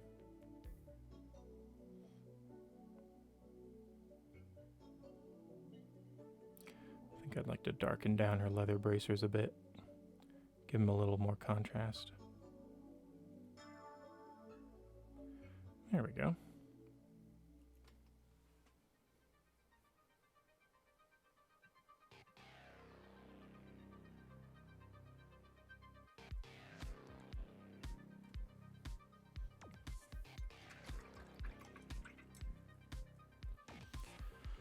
All right, so now we just have, oop, I should probably put a little black on her hair. Her hair is really dark, and so a wash isn't going to do too incredibly much. Like, it's not going to add many shadows to it. But one of the things that the washes do is they also add a bit of it. They change a little bit of the texture of the paint. When they dry, they're like mildly glossy. I think they're still technically considered a matte finish. But some of these apple barrel paints that I use, when they dry, they have a really, really dry, chalky feel to it. And just putting a little bit of wash helps smooth out that texture. So I'm going to go ahead and do that. What is what's the color of her hair tie thing? Red. Okay, so we can put that on as a detail once we come back here. Alright, so that's washing. Now we'll go ahead and do a blue for the boots. This is probably going to destroy the white on the boots because this stuff is incredibly dark. But we'll just go back over with white on top of it. I'm going to thin this down a little bit with some water. But we'll just like highlight the white again when we do the detailing.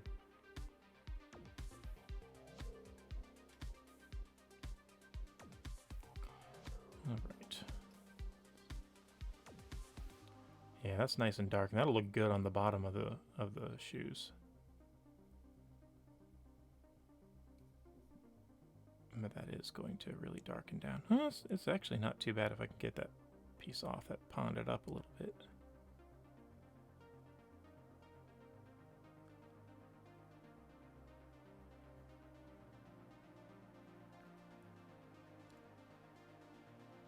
There we go. Get some of that wash off.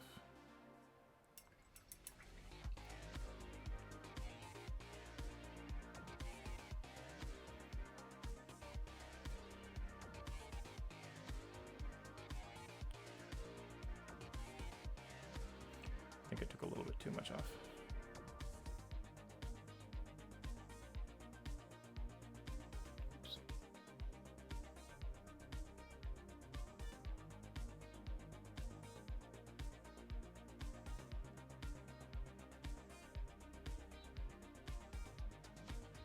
There we go. Alright, now while all that stuff is drying, let's put some nice jet black, just some straight, super dark black all over the base.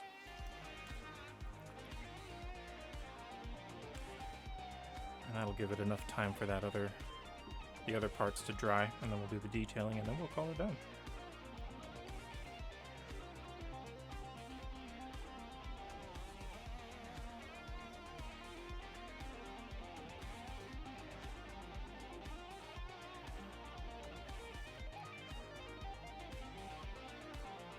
This white that I use is very vibrant, which means it gives good zenithal highlights, but it also makes it, I have to do like 2 coats with the black to cover up the bases.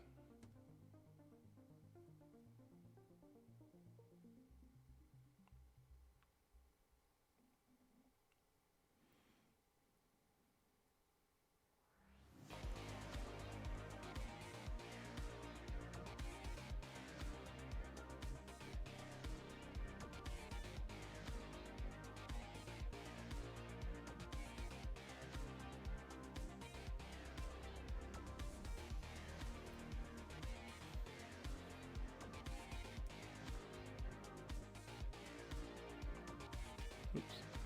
I'm getting out of frame. Night, Lucrum. Sweet dreams.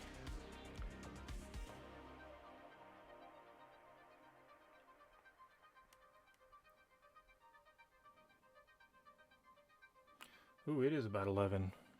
I'm probably going to finish this thing right on the dime.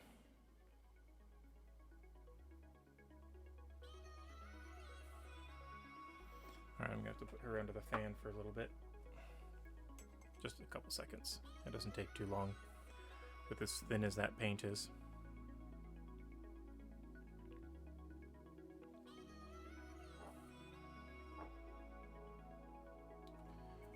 There we go. It's going to only need a little bit more, but let's go ahead and do the eyes. So the way I like to do the eyes is a black dot, a white dot, and a black dot. The black dot eventually gets ends up getting covered, but what it does is it makes an outline for like the eyebrows. I mean, sorry, not the eyebrows, the eyelashes, and like the shadows around the eyes. So you just want to put a little, you want it in towards the nose.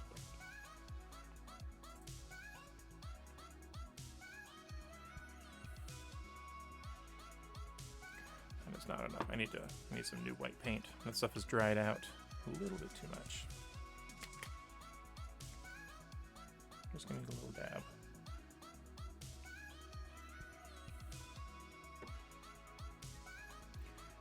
And you just want to get a tiny little bit on there, and you're dealing with such small amounts of paint that a lot of times I'll put it up here on my hand, like a little hand palette, so that it doesn't dry by the time I move my brush to the eye.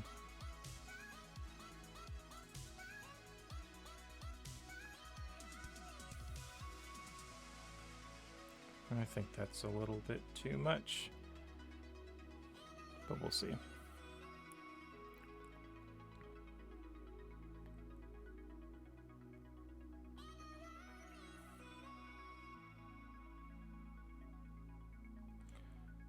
It's actually not that bad. And see how like the black goes a little bit around either side of the eye? You can kind of see it. I think it gets too blurry if I get close.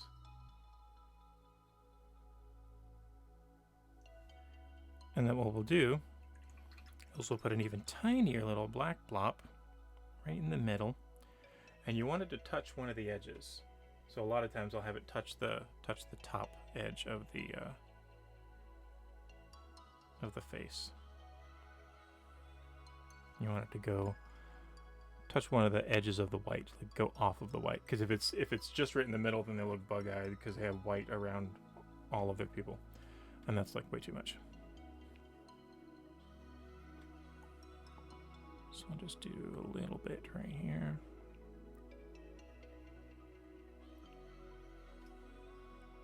And then the trick is to get them in this about in the same place, because you don't want her to look cross-eyed.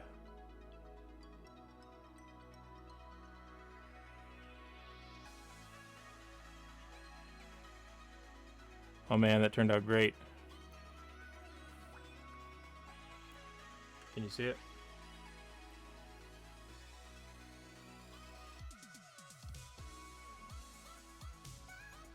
She's kind of looking up and to the right a little bit, but that's pretty great. We need to give her a little bit of red on her lips.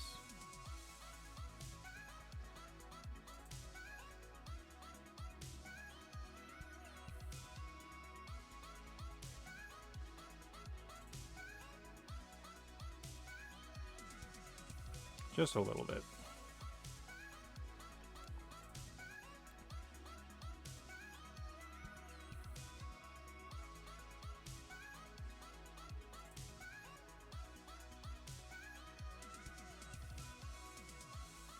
There we go. Just enough to draw attention to it. All right, now the next thing we need to do is grab some of this red. Let's put a little hair tie on her.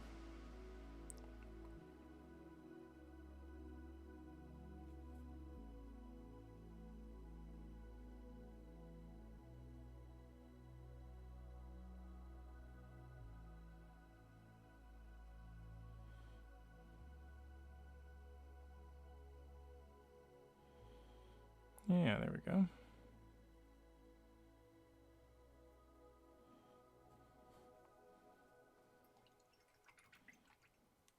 Oops. She also has like a little bit of a red outline around her belt buckle. Should go ahead and add that.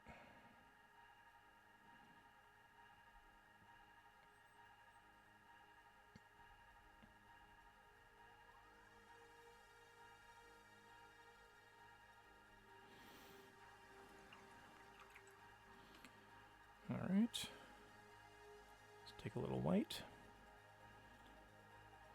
Put on our shoes.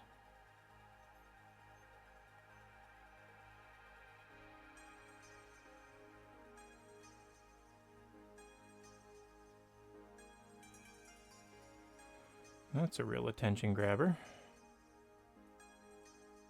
That's good.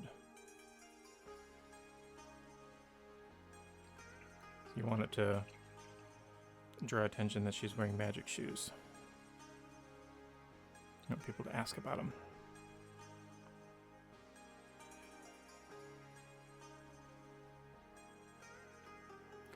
All right, what else we got for details?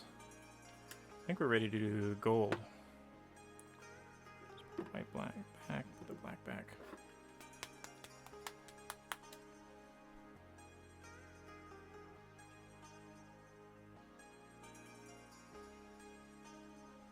Hello, Commander Root. Welcome to the stream. We're painting D&D minis.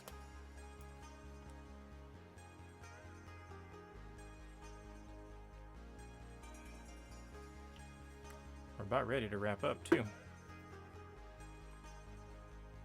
Alright, let's take a look at this reference image.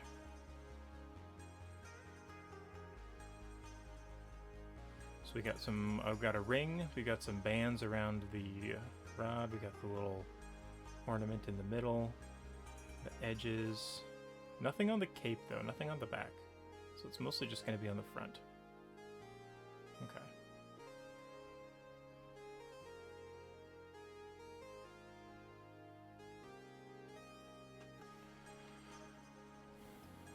Let's do the ring first. Oh yeah, that's going to look nice.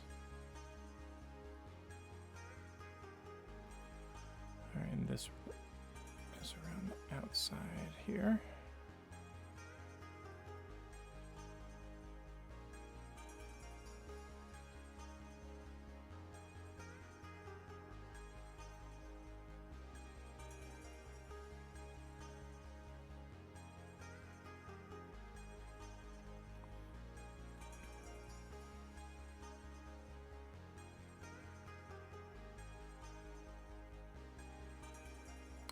Painting gold accents. Gotta get that bling bling on. Magic items are a player's best friend. Yeah.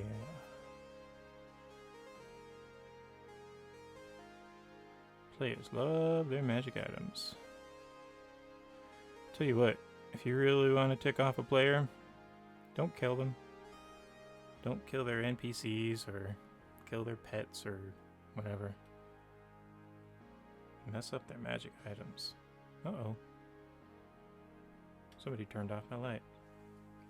Hey Google, turn on my office lamp.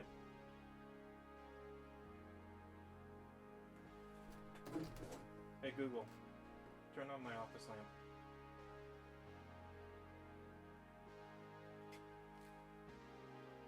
Hey Google, turn on my office lamp. Goodness.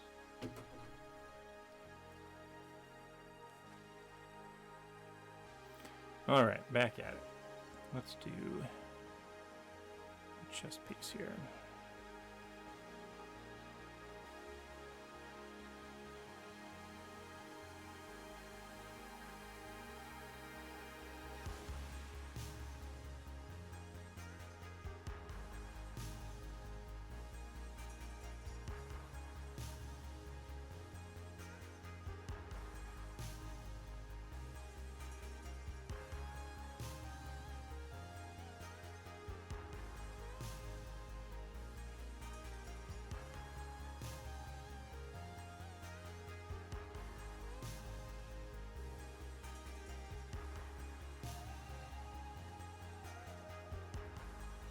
I also thought red and gold were a really good color combination.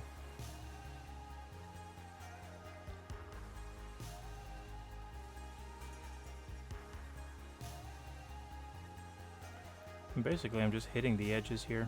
It's nice and light.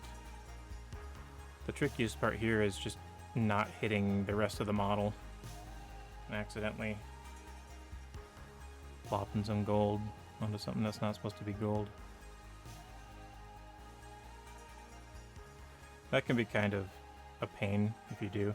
If you're quick about it and you like wash your brush off, you can like wipe it off with your brush, but since the metallic paints have mica in them, like it'll still leave sparkly stuff behind unless you get it really good. So it's a good practice to just get a tiny little bit of the paint on the tip of your brush, so that you don't bump into anything else.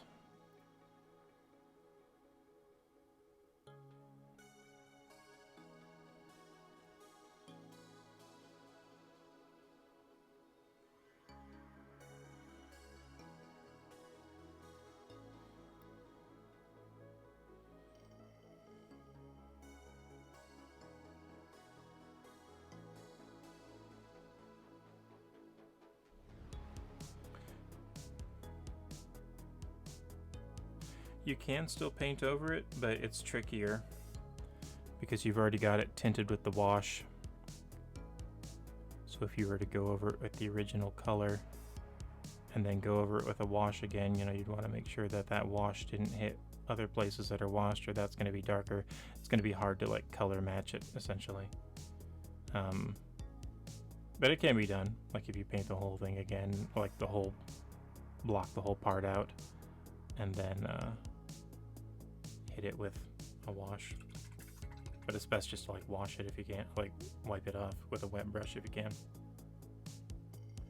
I think we're done. Maybe we can do a little bit of, get a little fancy, a little bit of edge highlighting like up here.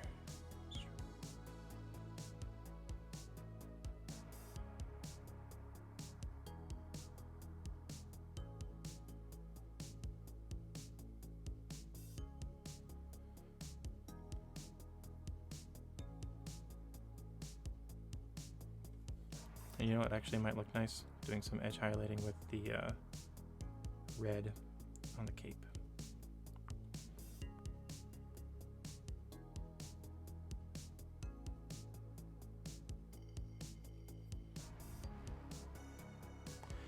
cape is it's so big, and it takes up so much space, making it interesting to the eye can have a positive effect.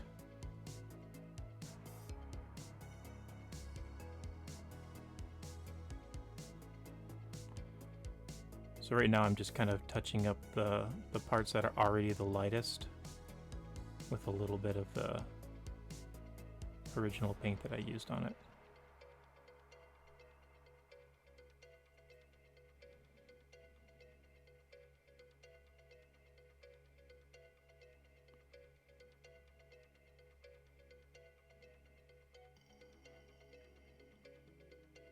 Just trying to stay away from the darker shadow spots. You know what? I think I might since I'm getting crazy, let's put a little spot right in the center of her shoulder pad. Kind of make that a little bit of a highlight.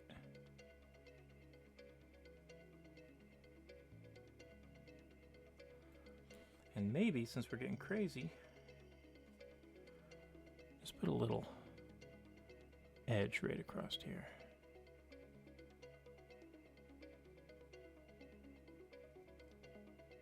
Yeah. It would have been probably better if I'd have just used like blood red instead of this one that I mixed down. But I think she's done. Let's go ahead and get some more black on this base. Let's get this base finished.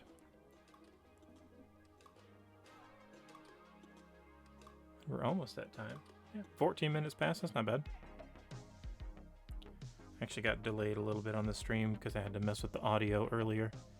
So we're probably just going to be at 2 hours, which is what I was anticipating. So yeah, not too bad. Pretty happy with that.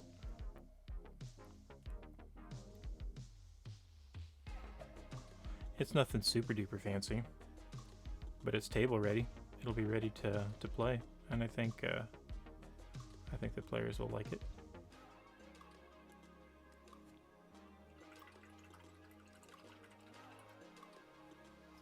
Another comparison shot.